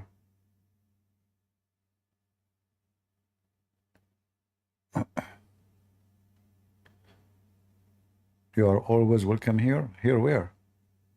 Are you from Israel, Moses?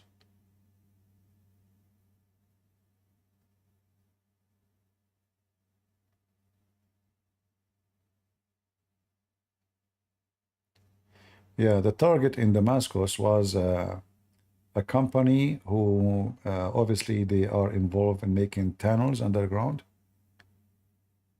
the same as Hamas, Iranian company. So the Israeli, I think, yesterday they attack it and destroy their machines.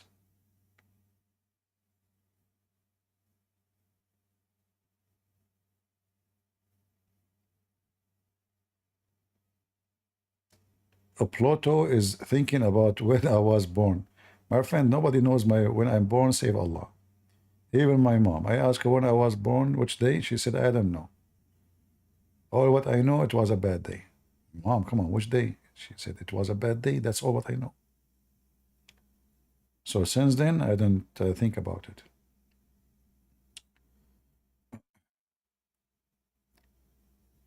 Yeah, Sahih Christian is guessing. That's good.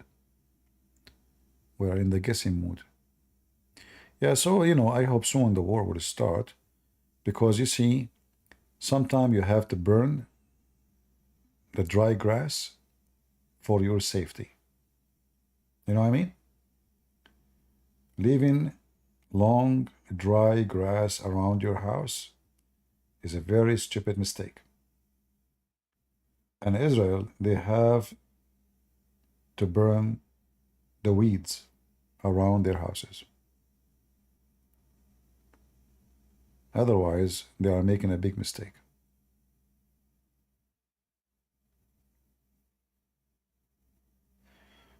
What do you think about Kurdish people? Well, Kurdish these days are different from Kurdish in the old days. We as a Christians, we have bad history with the Kurdish. As an example, Salah ad-Din was a Kurdish. He killed a lot of Christians. But we don't judge the Kurdish today by the crimes of the Kurdish in the past.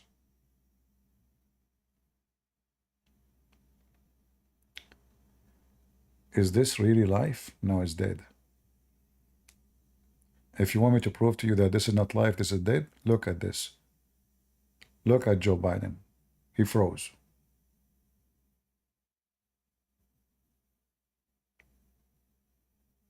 Now you believe me, don't you?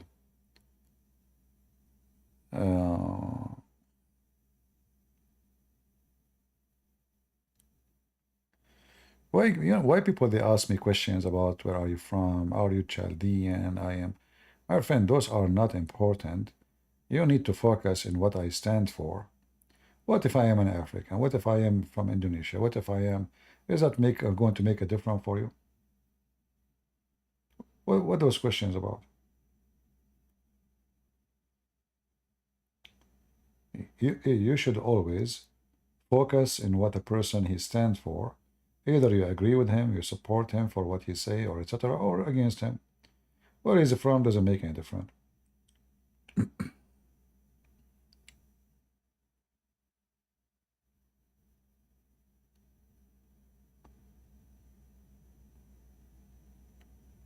Biden confused? No, I was surprised that Biden he was able to look at the right direction.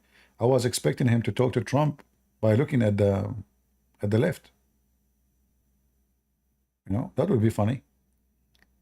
Imagine suddenly Biden, he'd start looking at the left of his side instead of looking at Trump in the right. That would be good.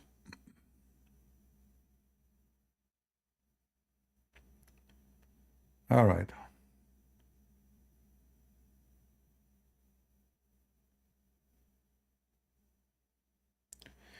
Are you from heaven? I don't know. Maybe. Is that why I have guns?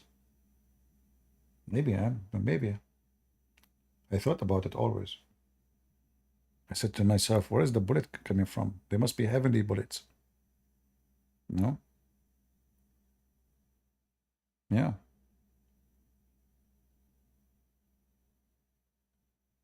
All right.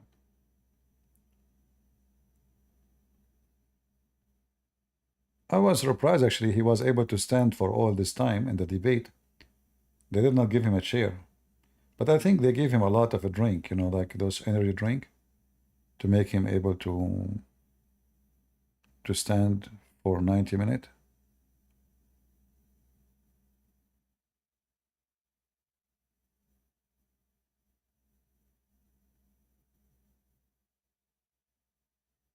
Maybe. Well, those debate are not debate. Those are kind of entertainment. You said, he said, you know. At the end of the day, you know, people will look at numbers. By the time of the election, if things is getting worse, like more worse, well, Biden is screwed. However, as long Democrat, they control every department of government, including election, I'm not sure if Biden will lose. If they were able to steal the election when Biden was not a president, do you think they will lose the election when Biden is the president? You know what I mean? So I think even if a Trump, like he have a chance of 100% to win, still it is most likely that Biden will have 110% to win.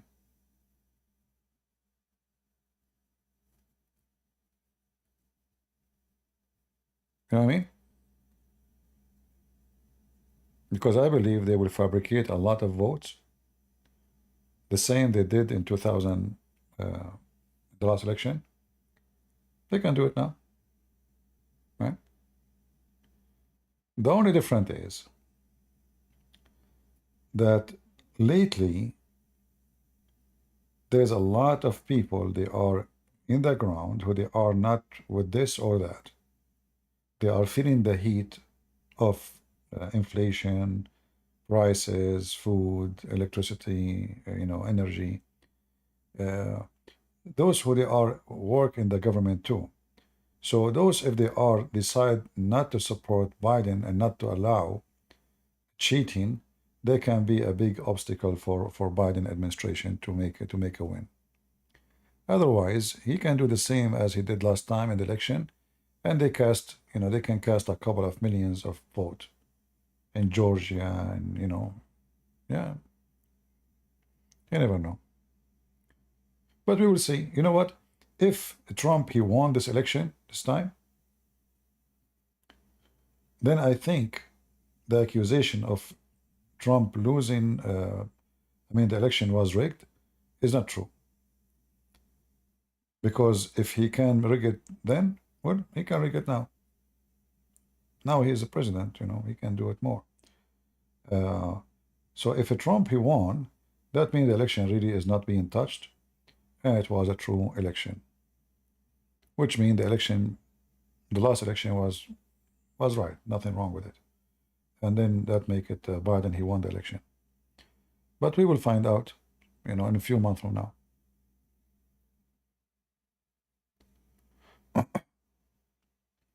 You know, last election we have for like, you know, everybody was expecting that the Congress will be the Democrat, they will lose massively, but it was not really, nothing much happened. I mean, the Republican, they control the Congress, but just a small number, I think one or two, something like that. I don't know, 5, I'm sure. Yeah, nothing much happened.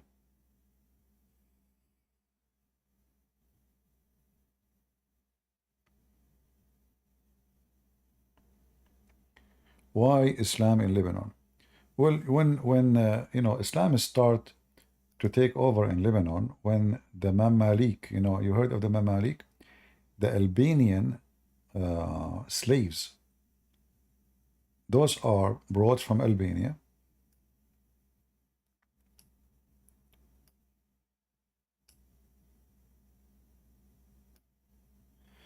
and they were taken all the way to Egypt. And then the Egyptian, they used them for a long time as a gang, mafia. They are professional criminal. By time, those people, they took over Egypt, so they became the rulers.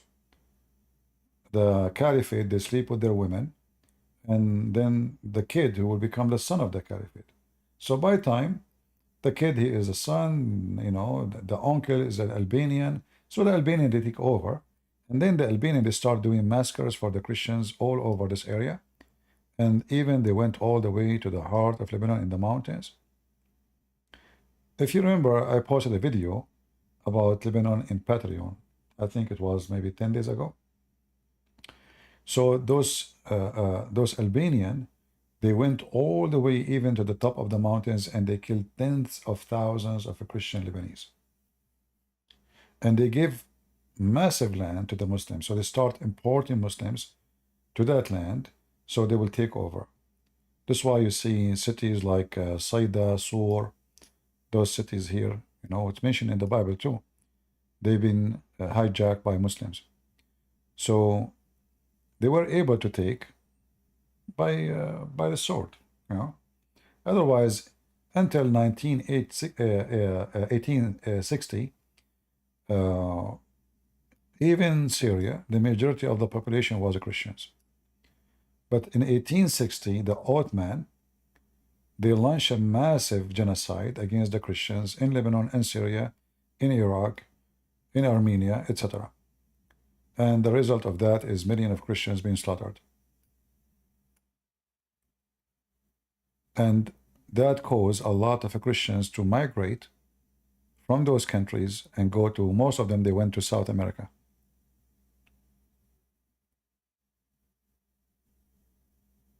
All right.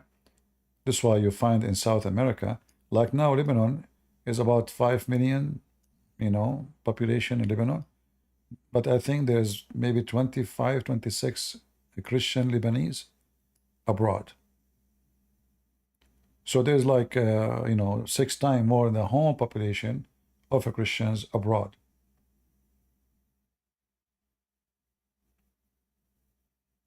Yeah.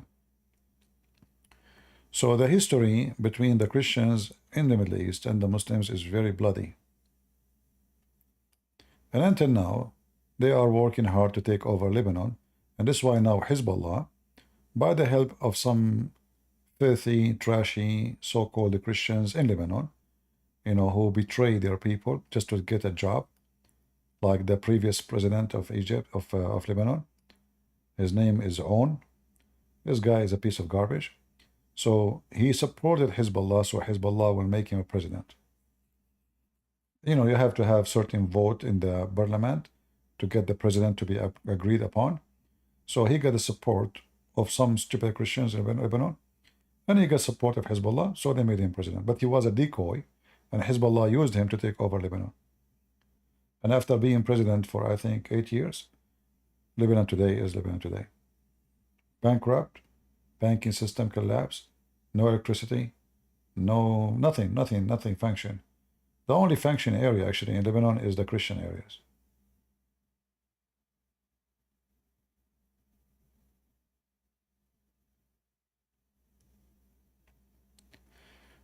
All right.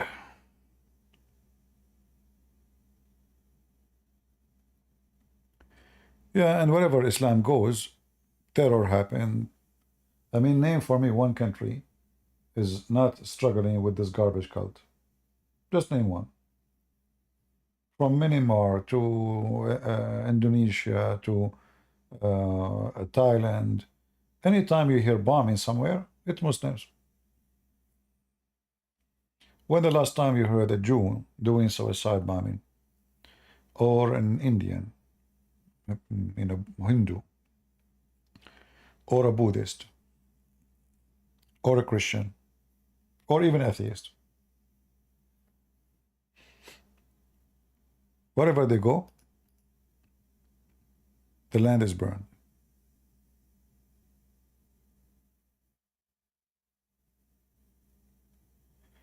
Why Palestinians are not wanted anywhere? Those are not Palestinian. Those are not Palestinian. They have nothing to do with Palestinians. There's no Palestinian since long, long time ago, thousands of years ago. Those are Arab, Bedouin. They come to this land during the occupation of the Arab, when the Caliphate occupied this land. Before that, there's nobody there speak Arabic. If you ask anyone in those in Gaza, are you an Arab? He will say yes. But Arab are not Palestinians.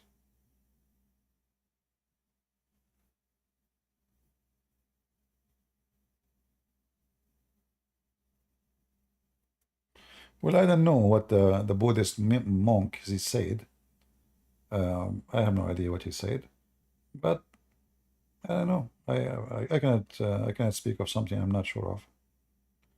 I do not need a Buddhist monk to tell me, but I hope they are giving a good idea about what Islam is.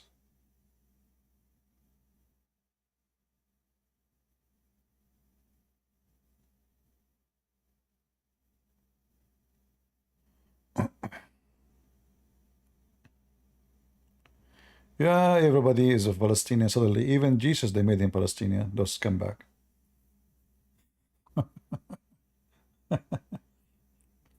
They are like the same as Muhammad. They hijack everybody. So Musa became a Muslim. Isa is a Muslim. Abraham is a Muslim. Even Adam was a Muslim, man. Even cats is a Muslim. You know, according to the Quran, even pigs are Muslims. The word Palestinians mean the migrant, the foreign migrant, or occupation. So those are not local anyway. If you call yourself Palestinian, that means you are not from this land.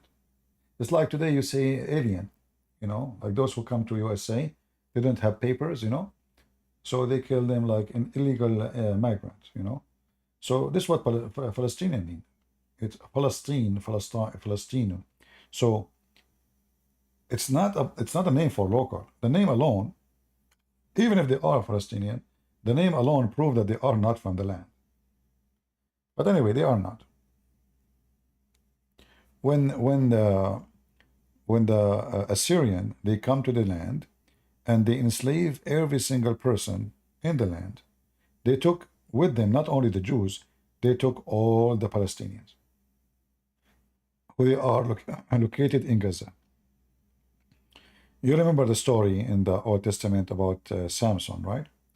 When Samson, destroyed the temple of those pagan, he destroyed it on them and on himself.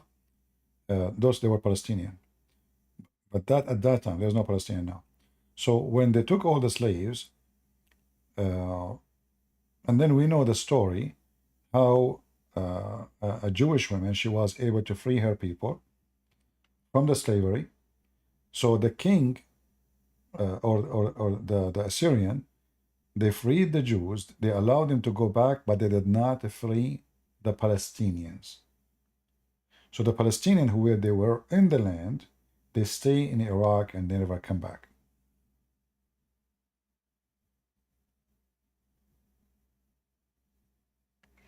All right.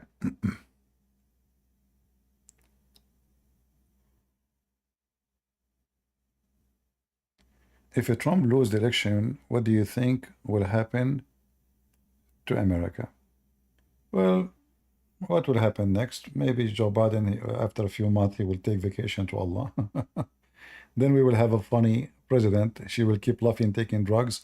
Her name is Kamala Harris. and then we might have a war with the with the China and Russia. Russia. And what you can do, a land of stupidity. I hope that will not happen, but everything is possible because Biden might not live a year after if he became a president again, and then the president will become Kamala Harris, the one who laugh all the time, the laughing machine.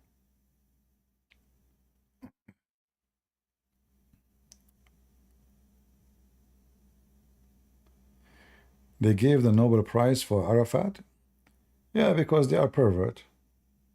But don't blame the one who gave Arafat the Nobel Prize. Blame the Jews themselves, the stupid leaders of Israel. If you did not shake hands with them, there's nothing called president of Palestine now. You see, nobody want to say the correct thing. If the stupid Israeli did not shake hands with the terrorist Yasser Arafat, there's nothing called state of Palestine, and nobody's speaking about it. Nobody called a president of Palestine, and they don't have a flag. So it was the stupid behavior and thinking of the Israeli. It's you who gave them the title. It's you who made the terrorists legitimate by your stupid submission to Bill Clinton.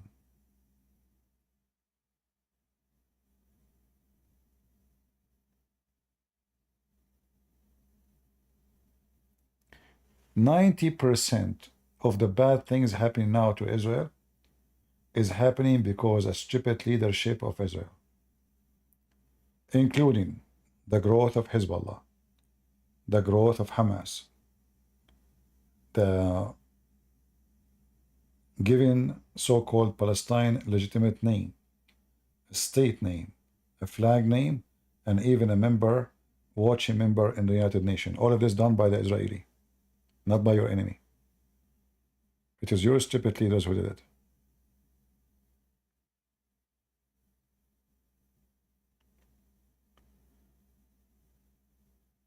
What my first executive order? Inside the country or abroad? If abroad, I will invade Lebanon. And I will make the Houthi shish kebab. And then I will drop some gifts to the Iranian.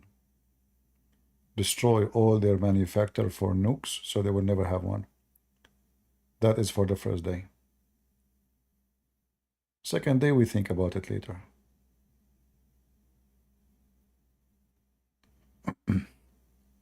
So anyway, the Israeli, they made a lot of a stupid mistake. And all the garbage happening right now is because of their stupidity. Like, the Israeli, they establish an army of Lebanese in their border. It's called the South of Lebanon Army. So let me see if I can switch the map here. All right. So if you look at the map here in Lebanon,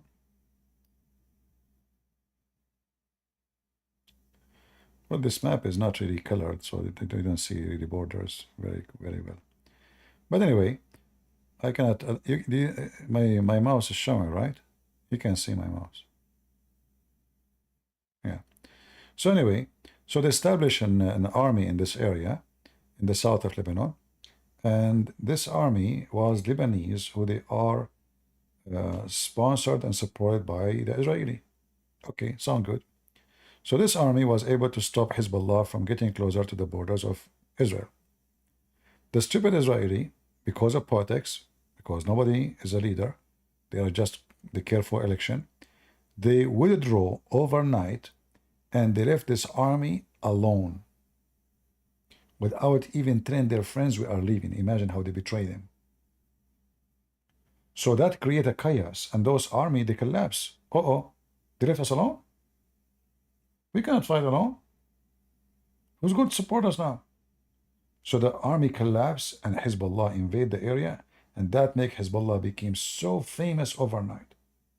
And then suddenly their flag everywhere, they kick the Israeli. It's the same what happened in Afghanistan, The stupid Biden, he led Afghanistan, and now the Taliban, they claim that they are the one who kicked the American. So the stupid Israeli, by withdrawing in such a miserable way from Lebanon, in the south of Lebanon, they gave the land to Hezbollah. And since then, Hezbollah is growing so fast. And now, because Hezbollah were able to take south of Lebanon, based on the news, everybody now says, wow, how Hezbollah can do that. The Israeli, they run away. That was the biggest stupid mistake the Jewish state did ever. That stupid mistake is going to cost them for a long time. And the proof is today. Now, the Christian in Lebanon don't trust them. Because they trust the Israeli before, they betrayed them. The Muslims in Lebanon don't trust them. Because some Muslims, they joined the army to defend Israel, and they betrayed them. And the Israeli himself is the one who allowed Hamas to grow. The founder of Hamas was freed from jail for one purpose, to establish Hamas, to make it grow. And this was done by the Israeli. The purpose was, we will let this guy grow, and then those Palestinians, they will be divided. And this is exactly what happened. Hamas, they took over Gaza, and they killed all those who support Hamas. Arafat. But now you get rid of Arafat, which was not, let us say, sponsored by ideology of religion, with someone is way more worse. So they got rid of Arafat group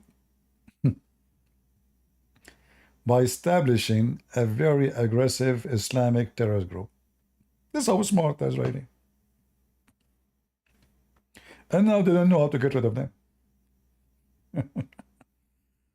That's why I say to you, leadership is more important than the army itself.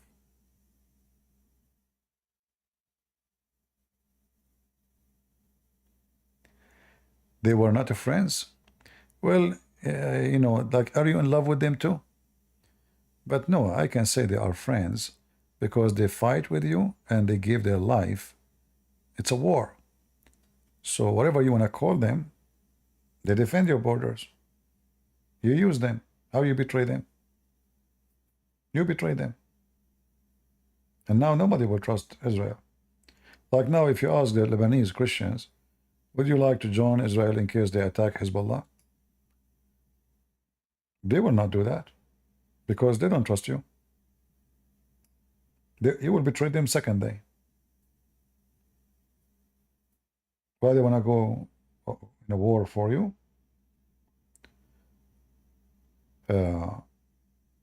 So the Israeli, they have a very shallow plan for the future, and they support evil groups, hoping that evil can do good. So I want to remind people that when you support evil, evil will come back to you. This is what the Americans did. They support the evil Osama bin Laden. They said, okay, those are stupid people. They are religious. They will go to war. They will say Allahu Akbar. They kill the Russian. We get rid of the Soviet Union. Boom, boom, boom. We are happy. The Soviet Union is gone. And now the dog, which you grow, is coming back to bite you. Do you understand? So Israeli should not repeat such a stupid mistake again. Netanyahu himself, he supported Hamas in Syria. Is that correct? Is that correct? This is how stupid Netanyahu. How you want to fight Hamas indoor and you support Hamas outdoor? How they are terrorists and you support them in Syria? They are fighting against Hezbollah. No, they are not. There we go. Now, Hezbollah is using the same group, Muslim Brotherhood, inside Lebanon.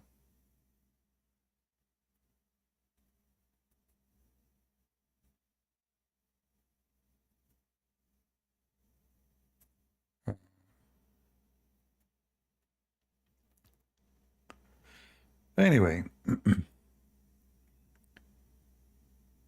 remember always, if you cook poison, in your kitchen dishes. Maybe you think you can give the food to your enemy, but some poison will stick in your dishes too. So planning for evil never succeed. Never. And Israel need to remember that. Never do the same stupid mistake that the American they did, but you are doing the same. Israeli support Azerbaijan in their war against Armenia. Armenian, they have a big number inside Lebanon. So now nobody in Lebanon, he is an Armenian, he will support Israel move against Lebanon in any way because you've been evil to them. You supported their enemy who killed thousands of their young men and women. Very stupid mistakes.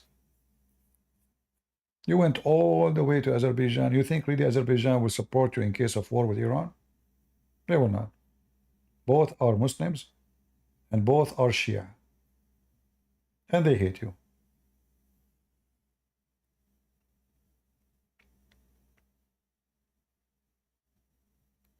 Armenian, they support Palestinian as a response to what happened to them. The Israeli, they gave a lot of weapons to Azerbaijan.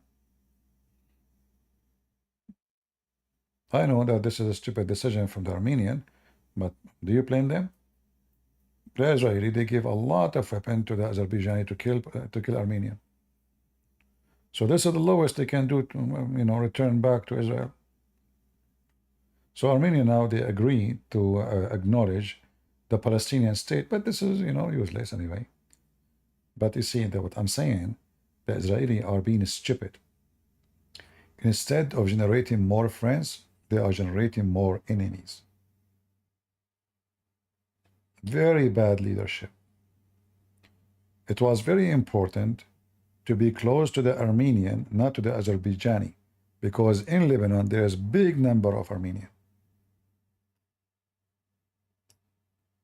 And now, in case of war in Lebanon, you need everybody in Lebanon to support you, to stand with you against Hezbollah. And I assure you, Armenia will support Israel in this war. Because what the Israeli did in Azerbaijan.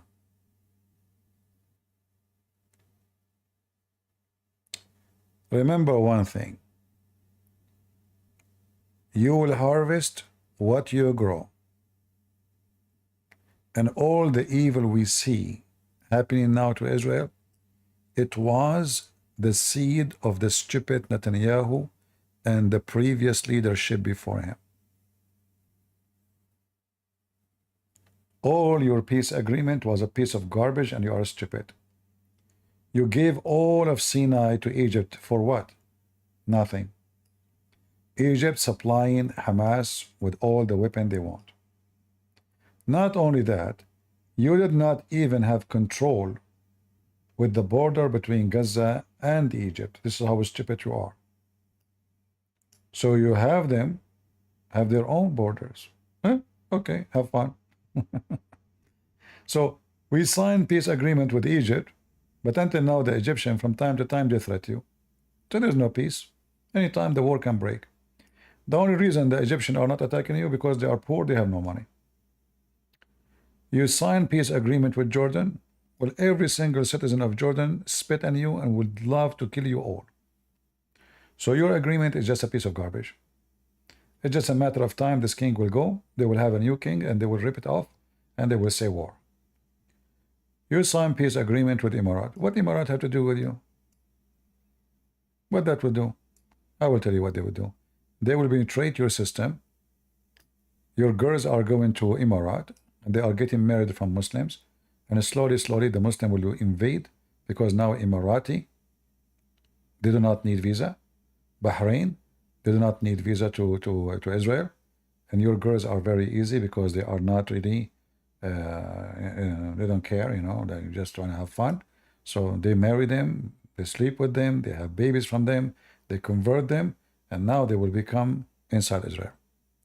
So what you did with those agreements, what was the benefit? Nothing. What was the point? Who is from the neighbors of Israel love Israel? Nobody. So the Israeli are fooling themselves. Speaking of peace agreement, it's just a piece of paper and you are being a fool.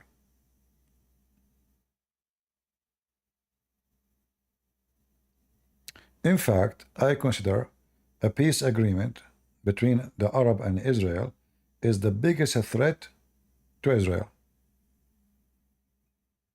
Anyone knows why?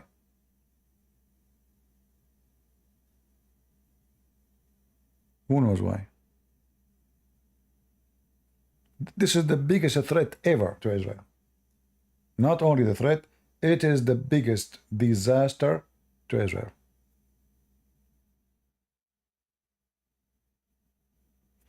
Because when you sign agreement, peace agreement, you relax. Right? But we have, that's it, the war is over. So now our war industry will not be active. Our spending for war is not the same. Our worry about war is not the same. We do not need to have a big army or training. We do not need to force our young men and women to be trained or serve for 2 or 3 years. We relax, we go to sleep. And that is the moment where your enemy will jump on you. And this is exactly what happened in October 7. The Israelis were asleep. Well, Hamas did nothing for the last 20 years. 20 years. We're friends. We have party. Saturday, we go to sleep. We turn the phone off. I mean, have you ever heard of somebody have Hamas in their neighbor 500 meters away and they turn their phones off? The soldiers who they are in the border, they turn their phone. Oh, it's Saturday. We are religious.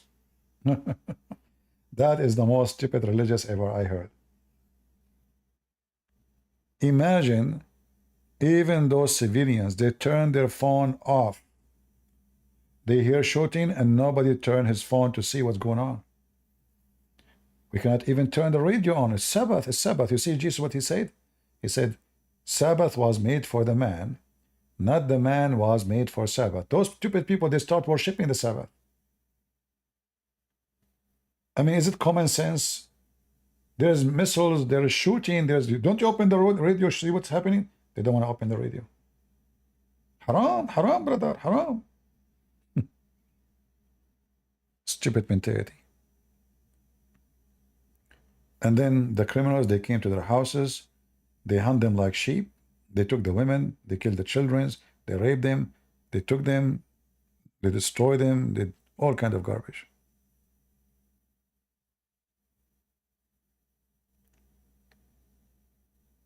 Hey, my friend, those are the one who is fighting with Israel right now. Those are the hypocrite Arab who they have no friends. Those are the last one to trust. The Druze in Lebanon, they keep cursing you. How come the Druze in Israel, they are in love with you? The Druze have no religion. The Druze, they are the Druze. They will switch side in a second. The second they see Israel is weak, they will switch side. By the way, the most hypocrite people ever.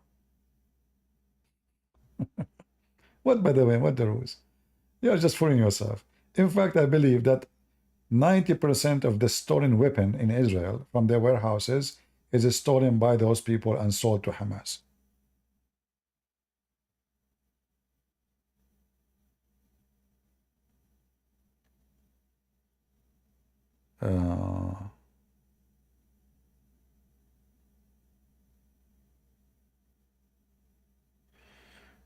They are building a new city in Egypt. I believe that this city is just a way to make the president and his friends rich. And I will explain to you why.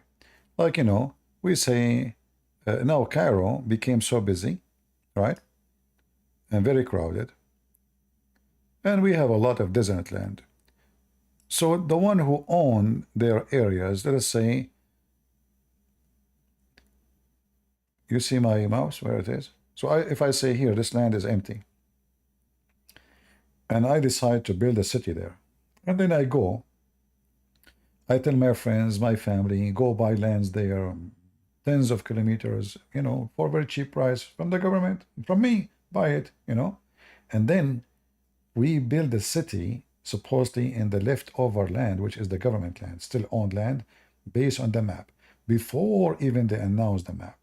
So the whole idea of building new cities is to make the gangs of the president, his friends, military generals, rich and richer. So we spend a lot of money to build a new city, but who needs the city? Nobody. But that's it. We will make a lot of money. So the one who bought 1 meter for 1 cent, the meter will be a $1,000. That's the whole idea. Otherwise, the whole city is a joke.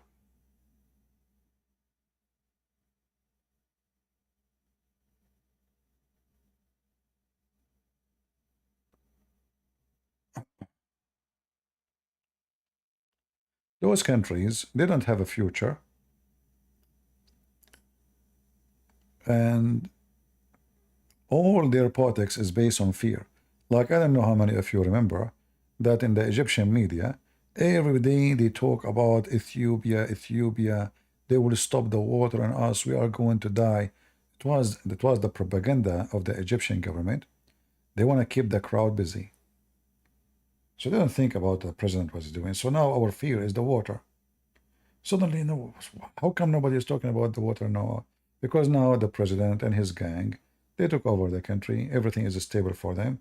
So we do not need to get them busy. If we feel that the economy is going bad, people, they are getting so angry, we will raise an issue like this, so they will be busy with it. We will go on war with Ethiopia. They will cut the water from us. They are trying. They are sponsored by Israel, or Gaza, or anything. It's just to keep the crowd busy. Do you know what the the the target practice is? I will tell you a little story so you might understand. Once I went to a friend. He bought a new house. But his house, like the front yard of his house, the company they built, they did not finish everything.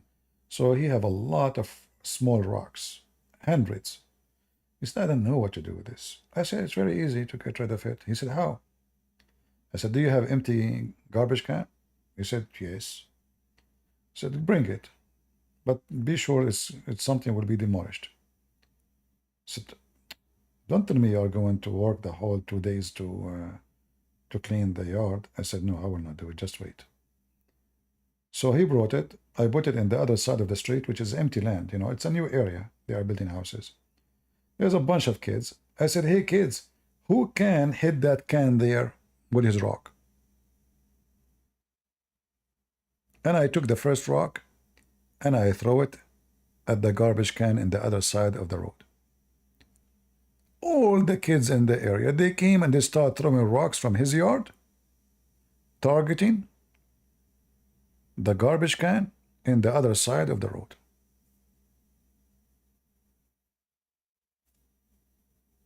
Very, very short time, there's no rocks in his yard. So anyone understand what I'm trying to say?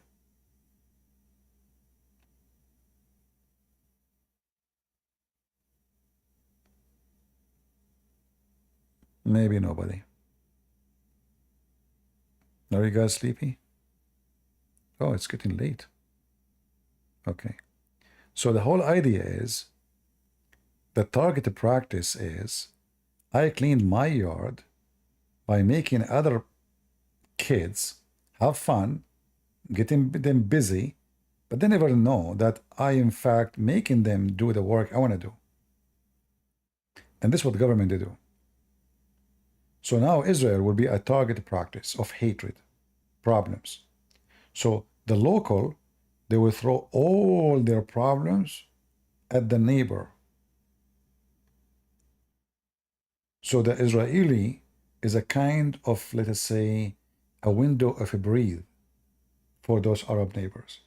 Any problem they have indoor, they blame the Jews for it. So if we have a problem, how we can make the crowd be busy, not to focus in our problem. Gaza, speeches in the parliament, speeches in TV, everybody is angry. So everybody forgot what's happening in their own land. Everybody is now upset from the Jews. So Israel is very important as a target practice, metaphorically, for the Arab neighbors. They blame the Jews for everything. Why in Jordan we don't have water? Israel. Israel, Israel. Why we don't have jobs? Israel. Why in Syria things is messed up? Israel. Why in Lebanon we messed up? Israel. Even Turkey, they claim that everything wrong in Turkey is because of Israel. So the target practice is used by those evil government to move the stress of their nation, and instead of being against their own government, will be against the neighbor Jewish country, which everybody hates from them. So are you getting what I'm saying? That's why Israel is very important for those. Iran, if there is no Israel, Iran will do what? What they will say? Death to who? How they can explain, how they can recruit, how they can spread Shiaism. The whole idea of Islam is militant, is war. So Israel is a very important target practice for hatred.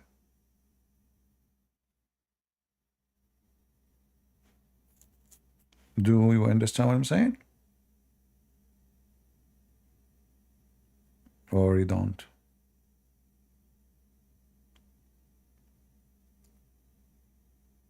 You know, Muhammad, when he said, if there is no Jews, no food will decay. This is a very, very like fixed idea in the head of those Middle Eastern.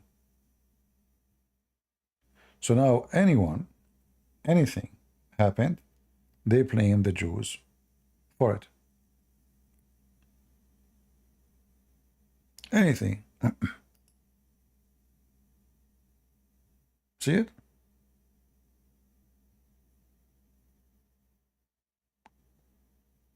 Let us show you that. This one doesn't say the Jews. Oh, okay.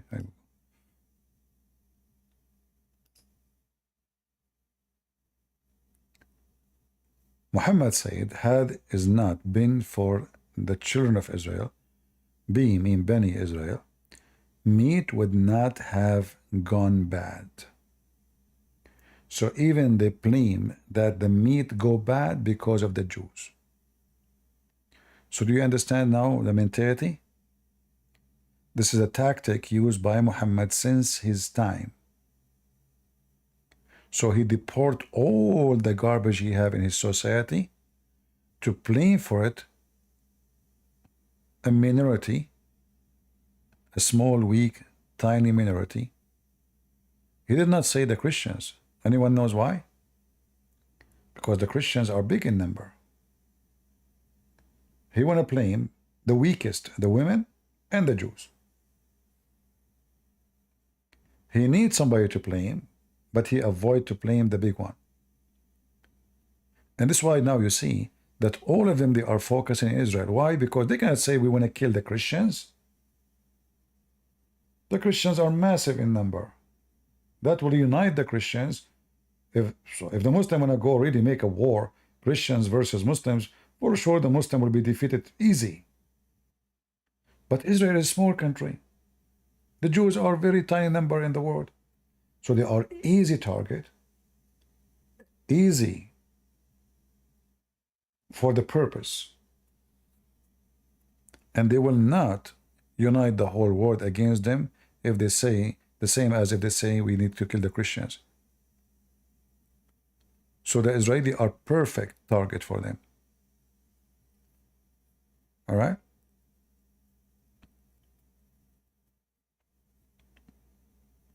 I don't know if you understand what I'm trying to say. If you ask yourself, why Muhammad saying if there's no Jews, the meat will not decay? Muhammad, he claimed that every evil thing happened in this earth happened because of the Jews. When I can confirm that every evil thing happened in this earth happened because of Muhammad.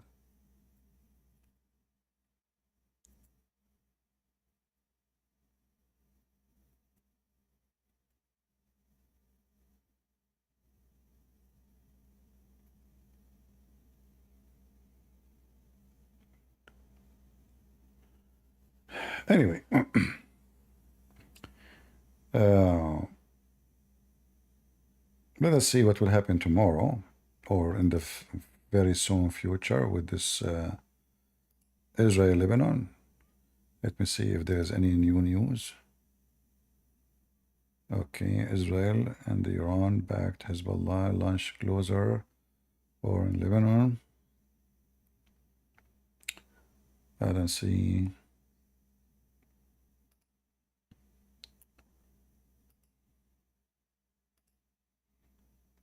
Last hour.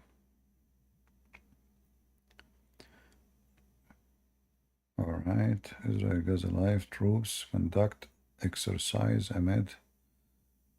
Yeah, I don't see anything massive yet, but I hope soon the Israeli they will take action and they will go inside Lebanon, for I believe this is the only way to bring security to their land. Otherwise, those people they are coward, and if they fear, they are like dogs, when they smell the smell of fear in your skin, they will go more aggressive. All beasts, before they attack you, they smell you. And the only smell they are looking for is the smell of fear. The second they notice that you have fear, the cat will become a lion and the rat will become a cat. If they feel that you have no fear, then the lion will become a cat. It's all about fear. It's a game of fear. That's why Muhammad, he says, I've been victorious by terror. So he won the war before the war happened, because his enemy is scared. The only way to deal with those people is to do what they think they can do to you, is to install fear in their heart by showing them what you can do.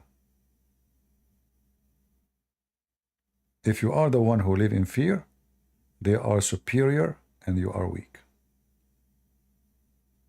All right? No, I'm not going to I'm going to finish. It's getting late for me. It's really late. I was actually going to go and stay here for 15 minutes only. I don't know. I don't think I'm going to keep this video too. This stupid pattern is not worth even the time, but it was just to have fun with you guys. Always in all your life, never let your enemy see that you have a fear on you, because the second you have fear, you lost.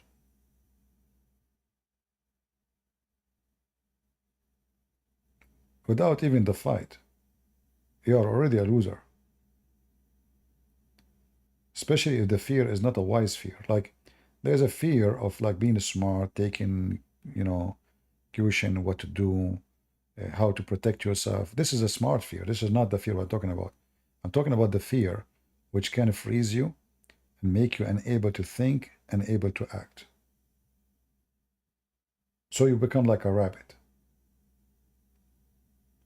I'm not talking about the wise fear. There is a wise fear. Is how, okay, if I stand up now, they will shoot me. I'm not going. This is not about. This is not being, a coward. Yeah, it's me. You're smart. Oh, I'm going to creep in my building. This is not because you are a stupid coward, because this is a smart way to do it. So you can win the war. So there is a fear of cowardness, and there's the fear of wisdom. Like, I fear to commit sin, so I prevent myself to exist in a place where I can commit sin. So that is a fear of wisdom, not a fear of being a coward. In the case of war, you need to know what is your weakness and what is your strength and what is the weakness of your enemy and what is their strength, and you need to use that. So now the Israeli, they have a lot more strength than weakness. The only weakness they have, as I see it, they are a civil nation. Then you need to get rid of that. Being civil should not be considered in the time of war because your enemy is savage. If you all decide to become civil and they are savage, well, they will hurt you and you will not hurt them because you decide to be stupid, civil. You should be civil with the one who is civil. But with the savage, you should be more savage. Otherwise, you will never win. They have no rules. They have no ethic. So if you say to yourself, I'm going to be ethical, that is a stupid move. The goal of this war is to destroy your enemy. The goal of their war is to finish you all, women, children, everybody. The goal of your war to kill their fighters. The goal of their war is to kill every one of you. So if you want to fight such a kind of people, then you have to deal with them as they deserve.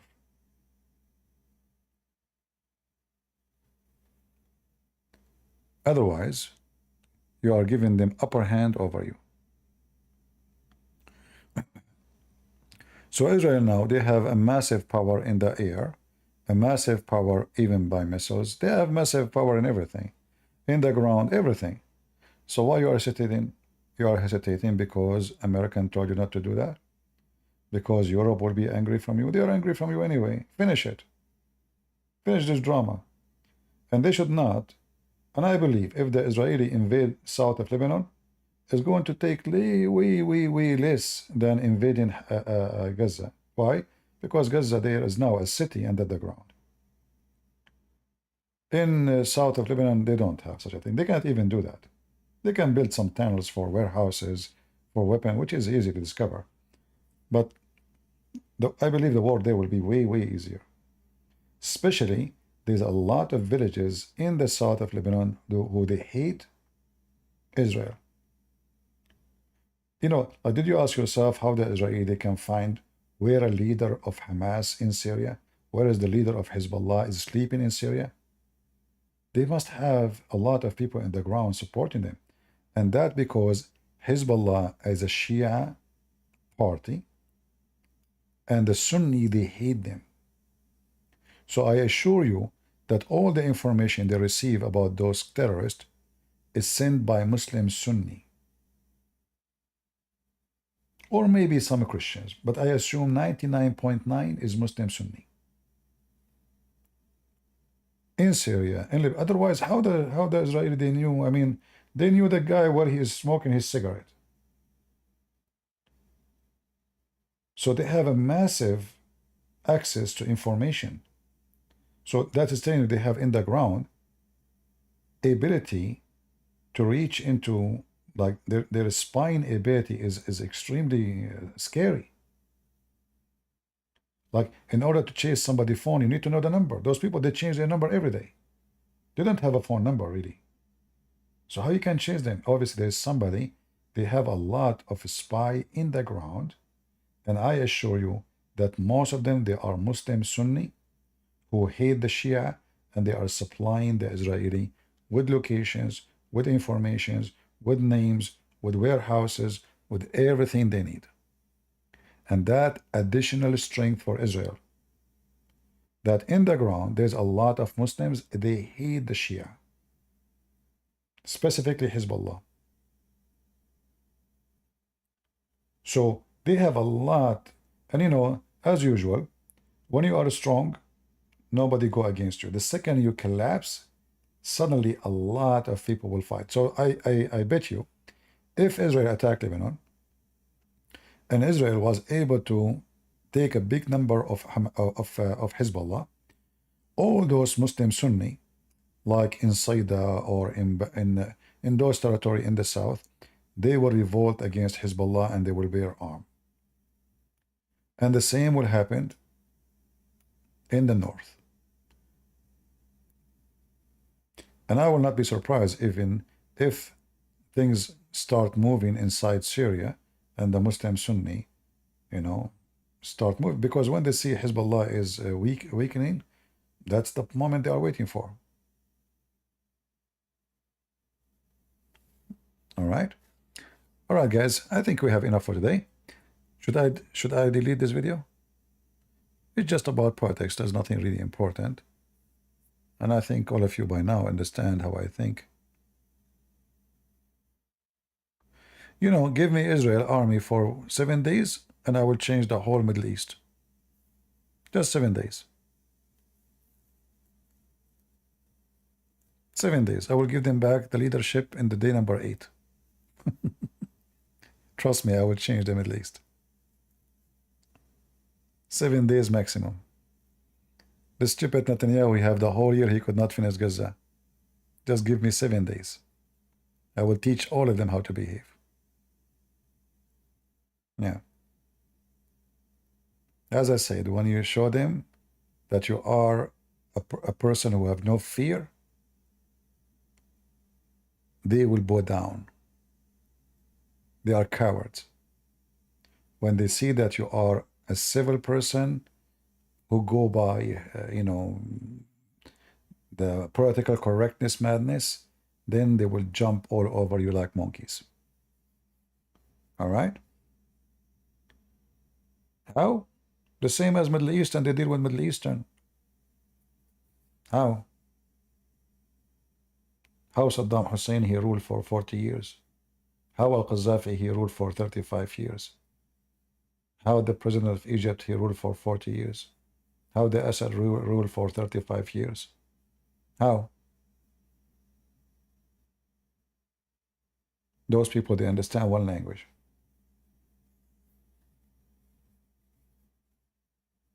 One language. Any other language, they are not listening. Alright guys, I'm not going to keep this video. It's just about politics. I hope tomorrow maybe we'll go live again. And until we see you soon again, don't delete it. Why? It's just politics. There's nothing really.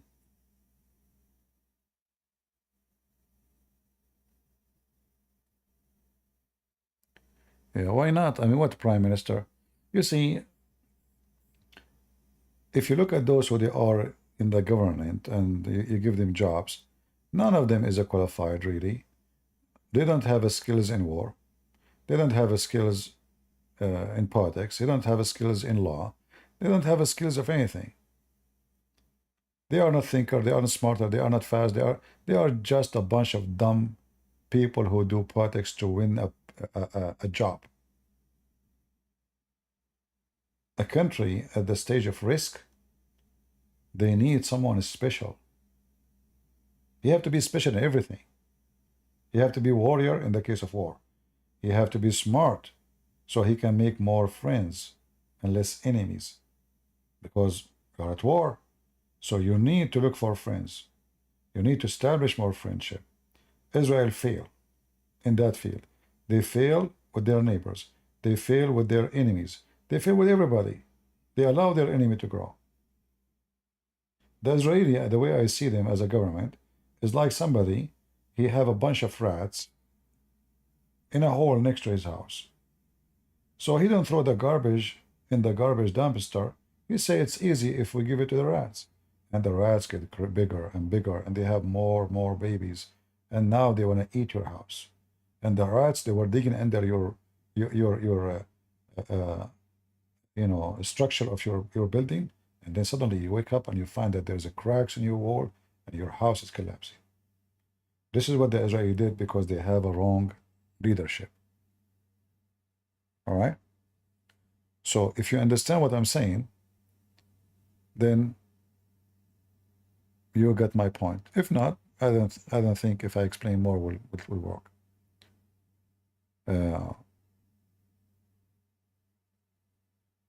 Those people are very deceiving, and they betray each other all the time. Did you ask yourself why in the Middle East the population is still small in number? The only reason the Middle East number or population is growing now, because of the stupid American. I have to say it. If not the American put their nose in everything, until now Saddam Hussein will be fighting in Kuwait with Saudi Arabia, Qatar, Emirat, Bahrain. That's the truth. The stupid American, they put their nose. Always those people, they are at war at each other.